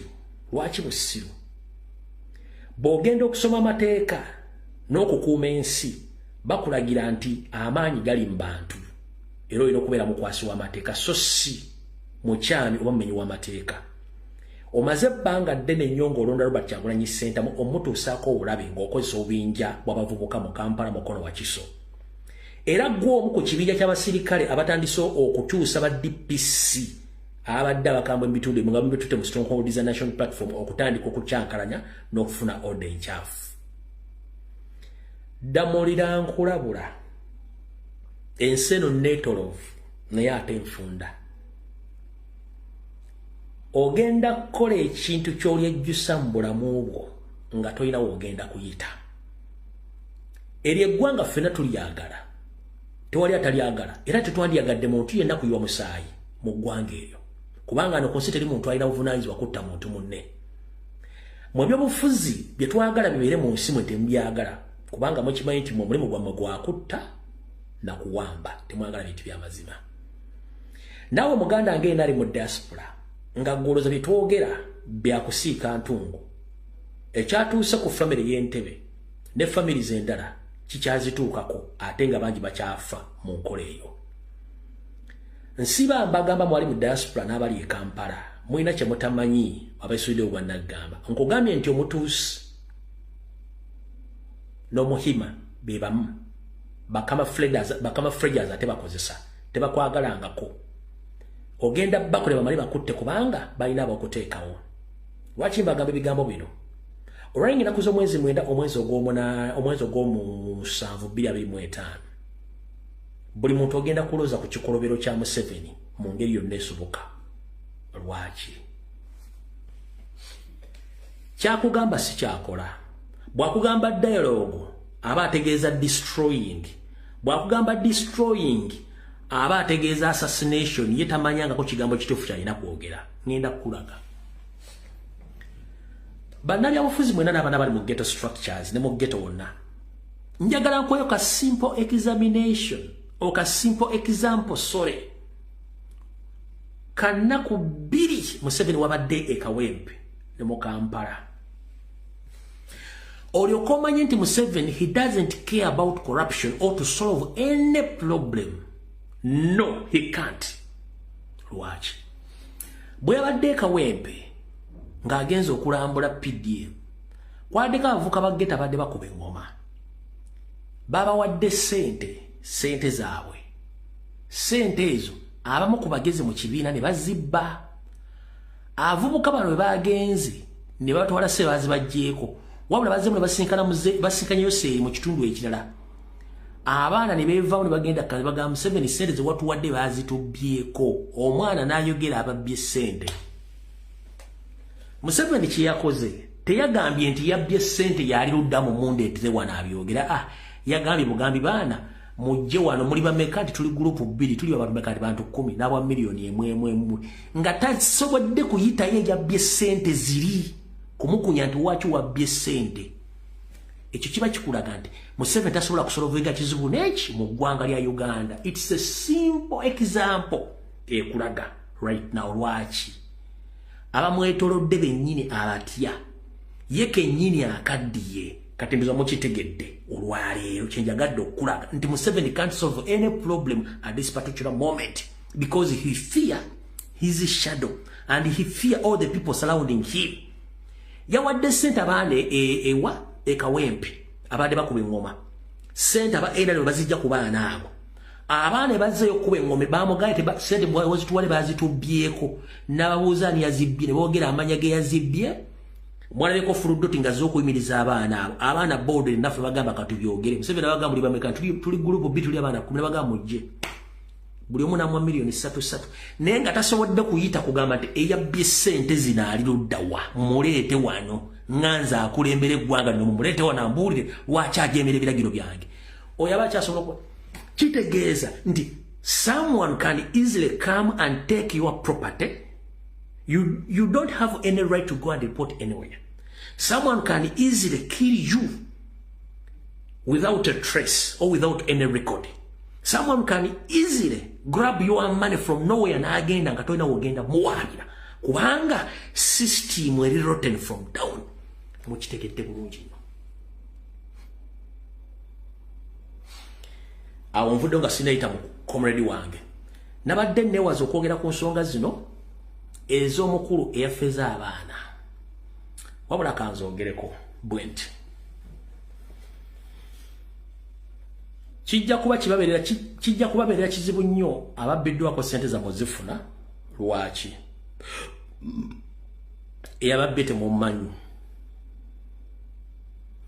eyababbye abadde data collector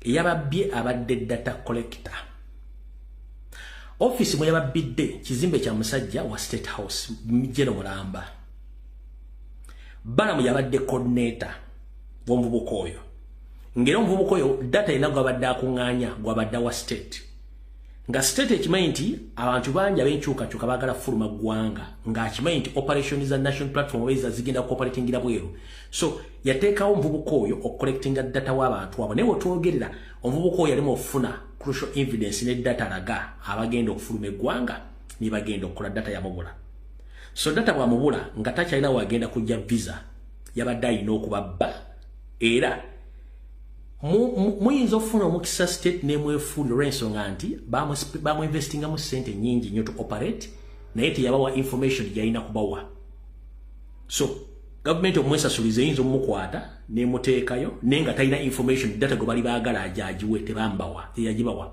so mukitegedde bulungi lwaki njala sooka kutereezaamu osooka otegeere gwe comrade ali kuno olita kugamba nti agenda kufunira omulimu agenda kufunira job offer e Canada ng'ovaana Uganda ng'ofunye omulimu ogenda Canada tekisoboka, it is impossible. Olita gamba nti alina job offer mu Europe ng'agenda kufunira omulimu directing over Uganda tekisoboka. Ebisobola mu Middle East so simusi z'abazungu ebere mu America, it is impossible tekisoboka. Kati njala kubuuza mu kigambo kimu nebera mu Middle East era waliwo ekigambo kye muteetegerezanga kyekiriwo wano mu economics gwe musoma bagwe basoma waliwo embeera gye tuyitamu okubuulira abantu obwetaavu bw'ekintu nti bwe buyimirirako obungi bw'ekintu ekyo okubeerawo mu market bakiyita the demand determines the supply nti obwetaavu bw'ekintu mu katale bwe businziirako abafulumya ebintu ebyo okubifulumya mu bungi. Kati mumpulirize mu Middle East wokka kampuni ezitwala abantu okukola emirimu tezikyalina demand y'abakozi mu nsi ezo naye tezisobola bagamba mu Uganda tetukyalina mirimu nengeri gye zitwala abantu demand yakende bwetaavu bakozi bwakendeera kati bo ku ground basigala balanga mwabayina opportunity abayina se ne mugenda ku companies ezo ne muteekayo sente ne mukola ne interview ne buli kimu nenga tebabudde nti batwala tekola ki teri mirimu kyova mubeera bangi nye Kampala nga mutaddeyo sente zammwe nga musubira ndi mugenda okugenda nenga gye mugenda teri olw'ensonga tekyali demand ya mirimu kati wava obuzibu kati kyova nti companies ziranga nnyo ne zikuŋŋaanya sente ne ziggala olw'ensonga mwe temusobola kumala kukola due diligence kwetegereza ti ye newankubadde ensi z'Abawarabu zeetaaga nnyo abakozi kijja kitanga tulina company zisuka mu 10 zonanga zitwala abantu zibatwala abawalabu bagenda kuggwa ate bakyasobola kukola kikino ekyo bakiyita demand determines the supply. So the demand of workers in the Middle East is low or very down. Naye balira agent e Uganda tebasobola kugamba nti demand eri wansi, bakulaga kimu nti demand eri waggulu. So balanga nnyo ku TV ne mujja bajjo ne mu investinga sente zammwe oluvannyuma company ziggalawo olwokuba tezirina mirimu. Kati yensobi weeva mukitegedde bulungi nnyo. Kati sagala badde mbakubbe sente osobola okuva Uganda ng'ofunye omulimu ekkanda oba mu Europe oba mu America tekiriyo. That is impossible, tekisoboka. N'ekyo Middle East nkibanyonyodde bulungi nnyo, emirimu tegiriyo. So tebayo company egenda tegenda kufunira mu tegiriyo. Wabula mbagambe kiri ekintu kimu, omuvubuka oyo yali ku mission data collector. Bana Uganda bali mu diaspora mbagamba nnyo. Ba data collectors bangi nnyo abali mu Europe, abali mu Bungereza, abali mu Canada, abali mu America. Chebayita data collecting. Omuntu ajja nga mumanyi mu na Uganda. N'ateekawo ka company awo. N'atandika bajja ko details za mu address bye mukola biki n'abuuza ne Uganda. Already bakufunyeko information. Companies zive Uganda nga bank ne zijja zibagulirawo account. Njera kubuuza. Kozesa omutwego. Banka z'omu America ziri more safer than bank ez'e Kampala. Waki banka ya Uganda eve Uganda egiye kuguzisa account ya Uganda? Oba otegeera bulungi nnyo. Gwe tasobola kimanya nti banka zijja mu America okufuna data wammwe. Banka z'e Canada ziri more safer than ez'e Uganda. Lwaki banka zijja mu Canada bajjako details mu mugulewo account? Mutegeera lunaku ki? Those are data collecting companies. Company eve Uganda mbwezze kugulawo tabiri mu Bungereza ne abajjako details zammwe. Ngera kubuuza banka eziri e Bungereza ziri more safer than banka eziri e Uganda. Ne banka Uganda jali e Bungereza togulawo mugulawo account mutereke sente zammwe anti mujja funa magoba. That is what we call data collecting. Kezibe insurance, kezibe companies zitunda amataka zitu. Those are data collecting companies. Mbasomeseze ebintu bino muganyo bitegeera nenga muri munsi ziri advanced zimanya amateeka tusobola nti mutegeera ne muganyo okutegeera bategeera enfunayo ey'obugagga by'olina eka famire yo buli goloza lwaki babatomokomu oli yagudde mu kinaabyo olwaze Kampala bamuyigira kubanga they have all your information obugagga bwo nero tambula balumanyi buli Museveni olaba yabbali mu nsiko nga tanafuka mu buyinza kati nga yagala ettaka ly'omu Buganda Baganda mumuyina ettaka mumuyina ebya muganye okutegeera.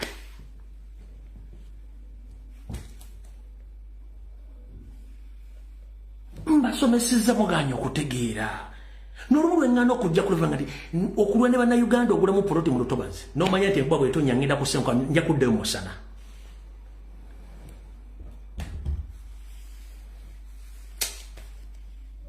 Mulaza sina byakola oba tebalina byakola.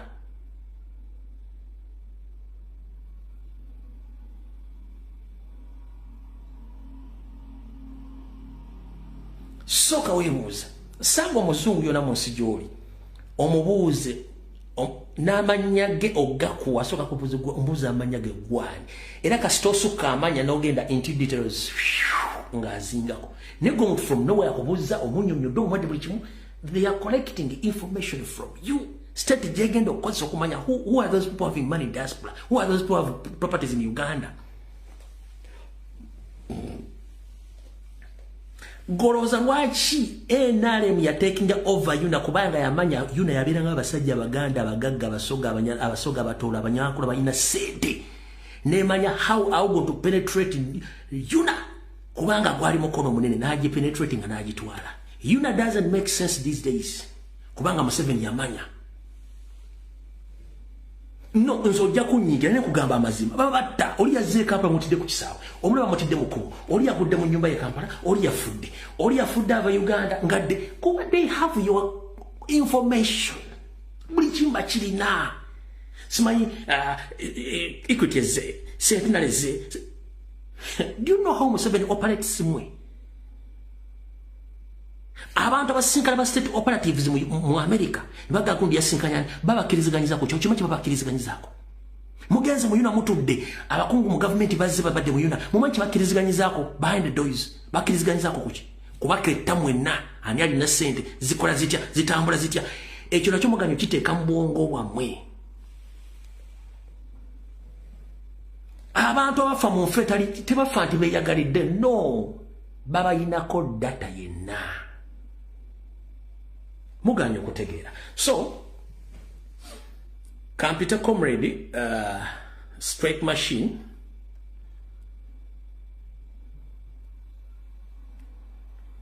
atuwa information eri mu Northern Uganda kuba ekiri mu Northern Uganda si kirungi atuwulire winyiddole ebikolobero byakola mu Northern Uganda Muhammad Nsereko n'atambula tuddo mu America nga temanyi kyakola n'atambula Germany nga temanyi kyakola n'Amerika temanyi kyakola n'ajja mu America temanyi kyakola. Yes, comrade. Hello? Good evening, Mr. Straight Machine. Good evening to you, bro. How are you? I'm okay. Yeah, you're getting me clearly? Yeah, I'm getting you clearly. The people are waiting for you to get the information from the other part of the country and what is taking place over there. Yes. Yeah. Oh, thank you so much, comrade. There is a lot that I would have actually preferred to talk about. Yes. But today I would prefer to give you a bulletin, looks like a periphery, like a preamble of whatever is happening in Northern Uganda, regards to who is playing what, who is doing whatever, who is playing the game. And now the game has come into this particular level that we've gotten to. And nothing is so, there is no good news, of course. Every news that we have is bad news. But for now, I would like to first of all share with you these videos here. I wanted to first share with you, to first play for the colleagues, so that the people who will be watching this live stream can get to understand what we are talking about. Mine will be strictly about land today. Land and taka. Because is a numanyu is a funaga nyekala kuzima matama y'abantu n'emikonde. Infunaga nyekala kusamba bibina nyingi nyo. Because I've shared with you the first video. That's the first video. You'll see a prominent element, a crook, Museveni's puppet general called Charles Odemoy. You first play that video. That's the first video. I'm sharing with you the second video. The Commission of Inquiry into Land Matters, hold on. Justice Catherine Bamgemerere, has spent the better part of the week listening to witnesses who claim they were unlawfully evicted from their land in Noya district. One of the people accused of evicting people from the land is Major General Charles Otema Awani, who is said to have evicted 800 people in Guatafoyo sub-county. Among the people who accused Major General Otema Awani of masterminding their eviction is Pairino Jathin, who even accused the UPDF officers' agents of torture. Instead of reporting to the army or the police, he goes to confront them there at 11 p.m. the night. And then he turns around and says he burned himself. You believe that? That I've had them or my soldiers have beaten them, what have you. I'm only surprised and shocked that in this particular village where my farm is, my ranch is where I'm getting all this complaint. However, Otema Awani has denied any involvement in the alleged evictions and he claims he's being witch-hunted because he's successful. That it is not you, but if you want to sue the newspapers who are just reporting what they hear in a judicial commission of inquiry. This officer availed the eviction order and all this and stating who is the owner of the land. And I was expecting Dr. Ola to be invited by you here so that he come and state how he acquired the land and how he got the eviction order. Otema Awani has also alleged that the accusations against him are partially motivated by sectarian sentiments because all those accusing him are from the Junam community. This is not about Otema soldiers. This is not about Major General Otema issues. The issue is about the tenants of the land. Where does it belong? Or it is who has that authority? Is it Junam or is for Acholi? Earlier, the commission had grilled the former DPC of Noya, Daniel Okero, who was accused of aiding powerful people to evict the poor from their land. Why should we trust you with more lives of Ugandans?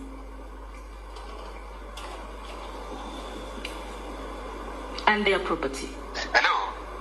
Yes, hold on. Strike Machine, hold on. I'm still playing the video. and the government programs which have been destroyed. Submission is that you wanted the school, the church, the mosque to stay. Who would utilize those facilities? Did not want to touch a mosque, and we protected the school with the preservation that this area, in that old village, it's not the only place which was neighboring the area, and they were not the only people using the school, because there are others who are still in court who would still use the said property. Juma Kiria, NTV. All right, Comrade Strike Machine. Yes. Yes, continue. I have sent you the second video, which is very, very important in this particular discussion.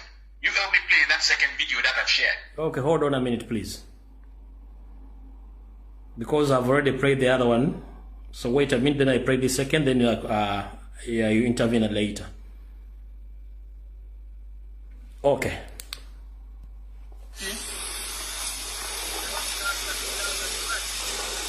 I'm going to talk about Elizabeth Water Bombo.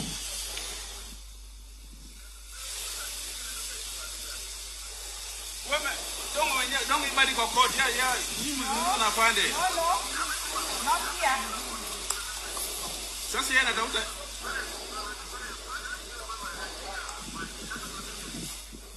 wewe zungumza na yeye. Sasa yeye sio lengango. Mimi uwezo yangu iko mimi nachunga mkubwa na viti yake and the family and the visitors wageni. That's my role. How to protect this property, I mean, his life. It's not his property. This is Riema's home. Kazi yangu ndio hiyo, nitavunja gate hiyo. Sai. Usijali, piga yeye, atajibu. Mimi natoka Elizabeth Water Bombo.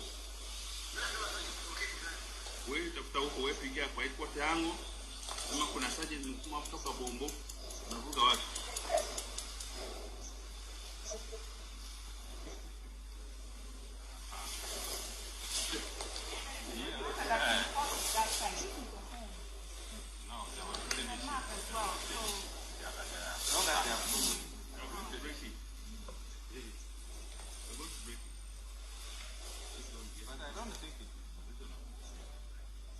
Even that phone, if you are going to take my photo, I'm going to break that phone now, just down.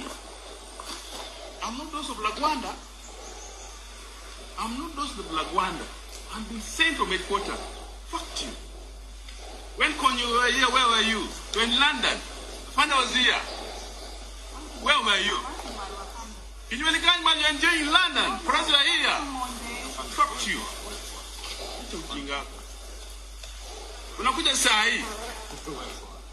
Tena mnasema Bobo Wine akuje. Bobo Wine anakuja utakimbiza hii hata. Hapana. Hao watu hata tiketi yao itakuja mara ya kwanza. All right. Strike Machine. You can intervene right now. I've already played the videos. Yes. So you can go on and inform the public about what is taking place in another part of the country. Comrade, February to Luguyogera Gunity, Northern Uganda, February to Luguyomagundi, Balalo, must go. Now I can reliably inform you that we have unearthed the biggest criminal cabal that has been formed purposely to strip Uganda of their constitutional rights, which is their land. The cabal is very, very deeply rooted. Let us start with the judiciary system. Owindolo is one of the crucial members of this cabal. Do you know Owindolo, his girlfriend in Unakwacha, Florence, she's the head of the Court of Appeal. Owindolo brought strategically his allies from the normal magistrate grade 1, those things. He has put them strategically in certain positions, whereby any case that you go with to court, if Owindolo has had a hand in it, you will never win that court, regardless of the amount of evidence that you have. They've entrenched fully the judiciary. Owindolo, this chief justice of the puppet chief justice of Museveni that we have, that helped Museveni rigging elections in 2021. That is one. Then, in every single land rango in northern Uganda these days, them all. UPDF, Uganda People's Defense Forces, is involved in every single land wrangle in northern Uganda. So let me start with it. Can you imagine? Let me first give you statistics. Yeah? General Tema, Charles Tema, when you saw the first video that we played, this General Charles Tema went and evicted people, beat people. They burned even a mosque, a church, a school in a village called Guarafoyo over a land of, is it 6,000 acres of land. They beat people there. Even one person died in the hospital the other time. He did that wrangle. Because the UPD was the one running that operation. And his chief bodyguard is called Komakek, somebody called Komakek, who was telling in the second video that I sent you, if you played to the last part of it, he was saying that they're the ones that killed Noob in northern Uganda. That's what the general, the UPD officer was saying, was talking about Bobby Wine in that second video that I sent you. Yeah, I've heard it. Now the former DPC of Moya was also part of the scheme. It's called Daniel Okelo. It's a big thing. Now, another thing. Now, can you imagine? I'm still naming people who are Ugandans who are involved in this particular scheme. I will name foreign nationals, of course. Now, you find Salim Saleh. Salim Saleh in Amoro, in Lakan, he has almost 3 parishes of land. This one is no longer 1,000 acres, 2,000 acres, but I'm saying 3 parishes. Boy, I did not 3 parishes. Parishes Sato of land. He planted soy. Last year he planted soybeans. You stand from one side of the land, you cannot see the last part. You drive, if you are driving along that particular route, you drive for nearly 30 minutes when you're still on Salim Saleh's farm, soybean farm. Can you imagine somebody, a crook who came from nowhere, from Somalia, is owning now over 3 parishes of land in Anmur district? Now, Mbadi, former CDF of Museveni, this Mbadi, how did Mbadi acquire 1,800 acres of land in Acholi Sub-region? In Acholi Sub-region. Mbadi, that man who said some air has vanished. I don't know, maybe Chameleon walked on his air. Is it Milpe or something walk on his air? He's somewhere has vanished, but he has acquired. Boy, I did 1,800 acres of Ndaka, Acholi Sub-region. Dari Mucholi. Now, this man, yes, Barnabas Tim Kashimire, is occupying square miles of land actually. Wait a minute, hold on a minute. Barnabas Tim Kashimire is owning southern, owns land in Nachori. In Nachori, in thousands of acres. Barnabas Tim Kashimire. Yes, Tim Kashimire, that crook. Is owning, is it 2,900 acres of land in one place in Acholi? 2,000 what? 2,800 and something acres of land in Acholi. Is it that Barnabas Tim Kashimire? You know? Now, you know, people wait a minute. People to understand you can mix English, Swahili, and some Chiganda. People they understand your message clearly, please. Sale alina Paris Sato Taka Yabie Alima soybean Akola soybean Mutakeyo Akola soybean Olonakrozi Oyogundi Oyo Salim Sale Akola Yabie 3 parishes of land from Amuru district Oyoboy Salim Sale. Now Ochikai Omonalabamita Gundi General Mbadi, Abada the former CDF or UPDF. Boy, Yabien Taka, and is it 1,563 acres of land in Acholi. Mbadi, General Mbadi, Elina acres of you, Tani Muchori, Baranale acres of you. Muri chintu echimugo ogenda mu Acholi ofuna ebizibu y'entaka oba abantu bakulwana ku nsonga z'entaka ofuna UPDF. Muri chintu echimu every complaint muri court case emu ofuna UPDF. Why guy bamita General Otema ya sindikida abasirikale mu area bayi mu village bamita Kotafoyo mu Macholi Sub-region mu Amuru mu district abo basirikale bakubya abantu n'ekiboko bayoje nyumba baba leka ngusinike ka video bayoje nyumba y'omuntu abali alina 11 sacks of rice y'omuchele ebintu byonna bigenze n'omuliro ku muliro gwo bayoje somero bayoje mosque bayoje church bundi entaka eriya general abasirikale bakola aba UPDF inina evidence ensogera ebintu bya propaganda inina evidence ku nsonga ebyo byogeramu waliwo mu kifeesi bamuyita Barnabas Tim Kashimire Saga Alina is it 2,500 and something acres in a Jolly Sabajon. I think how did Tinka Simwere find land in a Jolly Sabajon? How did he? Now, why would Chilala? Now, this one now, foreign nationals now. A Ukrainian, can you imagine a Zionist, a Ukrainian? You know, let me tell you one thing, whatever these people have done to people of Acholi, I don't even understand. A Ukrainian, Bamita, Abodo, that DPP, crooked DPP, that one who Seva Agama Wundi, Omumwage, Ufanana, is it Omudingo Wenkoko? Abodo, Chimani, Gunoti Omumwage, Ufanana, Omudingo Wenkoko. She has got 1.5 billion from this Ukrainian. There's a Ukrainian called Maxim Shekovic, like Agustin Chipana Chikai. Or I bet you find Chikai. But we have Maxim Shekovic, something like that. You Yabasada will Chichiri a bit high. Or Ukrainian, they went, you know, the former IGP or the first IGP of a black IGP in Uganda. He was called Lieutenant Colonel Elinayo Riema. Guy Kufa, Guy Abadalina, like around 6,000 acres of land. Mwachuli Sabajon, Mwamoro, ne part of Nwaya district. Which is Mwaya, ne part of Mwamoro district. 6,000 acres of land. So that is a Ukrainian who he used Owing. Now this Ukrainian was up by Owing Dolo, General Charles of Temawan with the UPDF. They went and like in Jago Syndicate videos, that Ukrainian did in northern Uganda, in the land of the former IGP of Uganda, Elinayo Oriema. That Ukrainian is now first of all is having a platoon fleets of UPDF officers who have been deployed to do his work, his dirty work in northern Uganda. They've been encroaching into the land of the former IGP of Uganda, Elinayo Oriema. They've been stealing that land one by one. First of all, before even the Ukrainian came into picture, Ukrainian Tanakuja.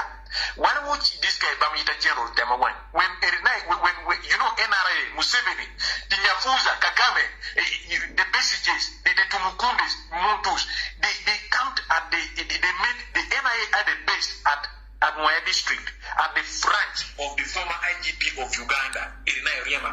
They looted, there were 4,000 acres of ghetto. They stole it all. But there is a UPDF commander, the NRA commander, there was a tank of water in that particular branch. The UPDF NRA commander rolled that tank from Nwaya up to Kampala. Can you imagine at the NRA time? Then later when the Museveni and the NRA left Nwaya, the ranch of a former IGP after plunging the well, General Charles Otamawan came on picture. That guy went and dug, there were pipes at that farm. He dug the pipes, there were matangulas that at that ranch. He stole the matangulas, he went and built with his house in Acholi. Actually, I'll come to Acholi later, some other day. But the looting was a massive one. They looted almost everything from there. Now, when they looted that place down, it remained in the land. Now, Otemawan is the one that gave this Ukrainian, which one Ukrainian, foreign national, live streaming. I said Uganda, can any Uganda even own an acre of land in maybe in India or in Ukraine? No, or in the US? it is impossible. It is impossible. But in the UPDFs have been grabbing and through Charles Otemawan, and they've given 3,700 of acres of land belonging to the former IGP Elinayo Oriema, and they gave it to this Ukrainian. He's doing business, farming, soybean in this land. Can you imagine? And the Ukrainian is very, very ruthless because he gave 1.5 billion to Abodo and Owindolo, and these are the people who control the judiciary. Abodo shut down 6 cases which were raised against this Ukrainian. This long-mouthed Abodo Gufanana Modingu Wenkoko. And she shut down 6 cases that were in regards to that land. Because she got brown envelopes. She later started reaching out to the family members of Elinayo Oriema to give her some brown envelopes if she is to intervene in their favor. Can you imagine? That is how these things have been for that guy. Now, Indian guy, Indian Chifesi. These people are big. The Chifesi is big. There is Indian guy, I will send his photo also. This Indian guy is planting lemongrass. Lemongrass. Yeah.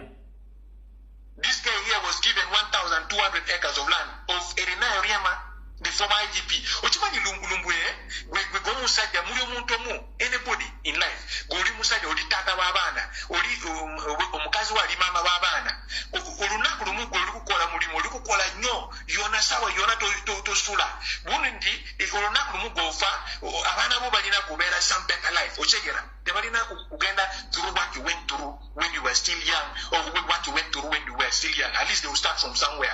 Now, when you die, somebody, a crooked passion like Wendolo comes and gangs up, uses the judiciary, his legal connection to begin snatching every single resources and asset that was left out of you so that your children suffer. Can you imagine? And that is what these Wendolos are doing in actually Sabijon. Can you imagine what they are doing? To the children of the former, the late IGP, who worked his ass out and left behind a ranch, a farm. He left a lot of assets. These people have been stealing it, plunging it, and they want to go away with it like that. This is the Indian crook. Let me send you the Indian crook. You see him. His name is there. He has 1,200 acres, plus 600 acres, which is owning, and he's doing agriculture. He has put it as his residence. But the 250 acres that he's using, he's planting lemongrass. And this land doesn't belong to him. Can you imagine an Indian has come to a this region, and an Indian has gotten that amount of land? A foreign national. Not that they are citizens of Uganda, but has got 1,300 plus or 1,800 plus acres of land. And a Ukrainian, a foreign thug, has gotten his way into Uganda and played this way. He's now having the Arina Gundi,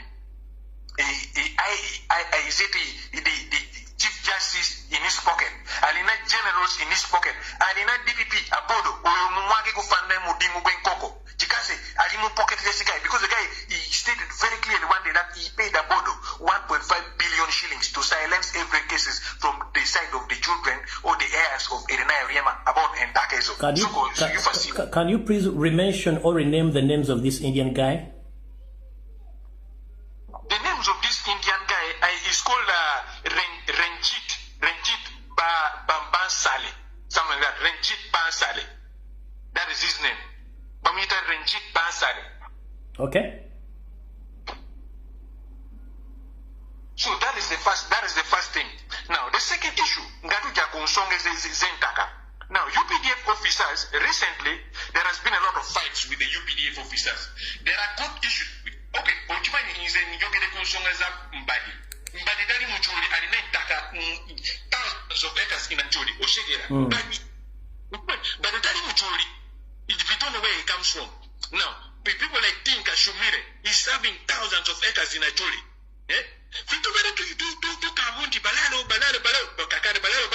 Tulina foreign nationals, Tulina generals. Like I see the work video, UPDF officer guy, UPDF officers, they burnt houses. Can you imagine? They went and burnt houses. They ogena kukwata bifanya basaja baziruka. Tebayega kuno kwata bifanya zawe. Kusini kireka kano. Send. This UPDF, not other person, they are put on combat. That is UPDF. Those are UPDF officers putting on Ugandan combats and using Ugandan guns, which were bought using our taxpayers' money. Basaja bako. Ize funanga nyegala kusima matame y'abantu n'emikonde oshegera kusama sama ebina so that muli omuntu omu abeera munyiivu nga tutandike to deal with these guys in a different format oshegera because nkuyogera twayogedde twayombye twagenze mu amawulire tebayagala kuyogera ku nsonga eno ekati one now it we are only talking about it in US stream. Can you imagine we should have been all Ugandans should have been talking about this issue here. I can't if you go to Lumbia stream. Because bafunye chigati. Everything is sure. Now the issue is we should be scared of these foreign nationals who have come and are now taking over Ugandan land. Because they are taking thousands of acres. UAE, the other time you saw Museveni signing a deal with UAE to keep them Arab land in Acholi. All right. Comrade Strike Machine, hold on a minute so that I can play this video to the public, then you intervene later, okay? It's okay. Hold on a minute, please.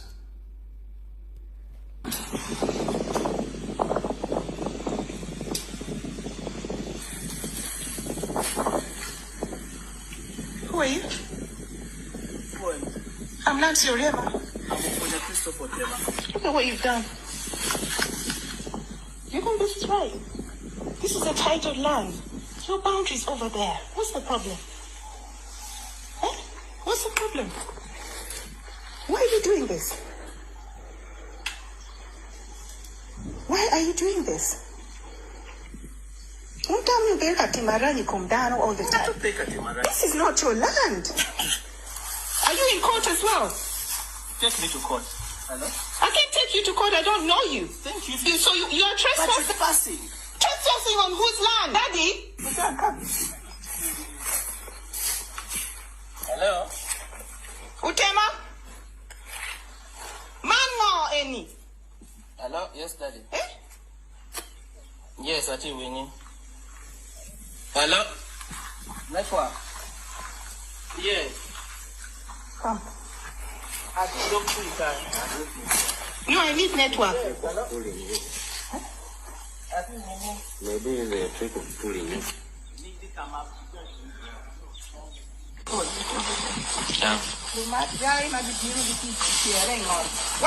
Where was your grandfather? When our grandfather was Where was your grandfather? When our grandfather was what? This is a titled land, my friend. Titled land. People when I have cash, they buy land. But I did not buy any land. Daddy, look at you, an old man. Daddy. Grandfather. You have no say in this land. Grandchild. You wait. You go to your father. Wait. You go to my father. You go to your father. Wait and see. Who is Lagwa? So you guys, why are you here? What is doing on my no, but you billion. One of the things I'll be on by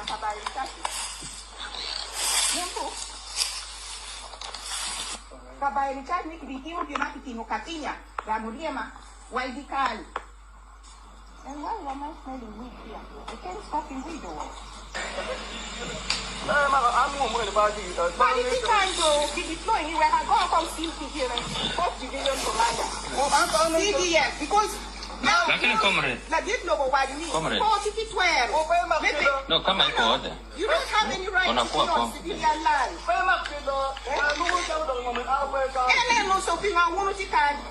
are you here? Why are they here? Look at what they've done. Yes, Comrade District Machine. I've sent you the second video. You can pause that one. There is a second one where you can clearly see the UPDF they're coming to beat the one holding the camera. Okay. I've sent the second video. You cross the play. Okay, hold on a minute, please. Let me pray it. It's okay. Wait.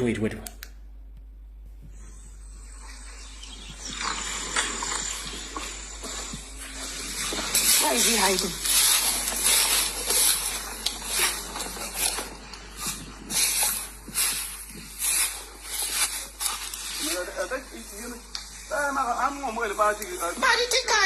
Deploy anywhere. I go and come see him, 4th Division Commander. CDF, because now one Ladiblobo Wajuni, no, you don't have any right to be on civilian land.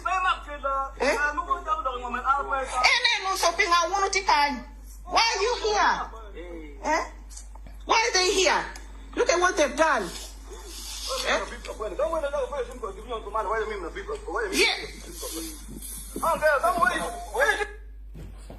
All right, Comrade District Machine. Yes. I think time is over right now. Yeah. Thank you for this third information. I think we shall add on Friday at exactly 8 p.m. East African Standard Time. Yes. Yeah, thank you very much. But at least now you've gotten the periphery of how this land grabbing issue that we have in northern Uganda is so interlinked. Yeah, of course, I've got the introduction of it. Behind the scenes and the control, I think it's Chief Justice Winnie Doro is behind all these theft of land in northern Uganda with the help of the state. Very well. Winnie Doro does the legal part with his girlfriend Nakachwa Florence, then who is ruling the Court of Appeal. Then from the military part, there's this crooked puppet General Museveni called Charles Otema One. Okay. Yes. Thank you very much. We'll meet you on Friday. And now in the middle comes the foreign nationals, the Ukrainians, the Indians, the Musevenis, now who are Banyarwandas, the Kavanos, those people now come in the middle when the Windows and the Museveni and the military generals have softened the ground for them. Take it there. All right, thank you very much. Okay. Bana ensonga bazitebe zibadde tujja ezonga zo mabuka tujja zongera ku Lokutano mutegede enviyo yonna Chief Justice Mwali era bibagenda okukola mu kulonda okujja naye Prostate mujja kitegera bulungi nnyo gye tugenda okukola mubale nnyo mubalire ddala mukama ba 10 tujja kusakala ku Lokutano mwera wa video wedde okusookera njera kubaza mwenna abagibaddeko n'abagishalinze mukama ba 10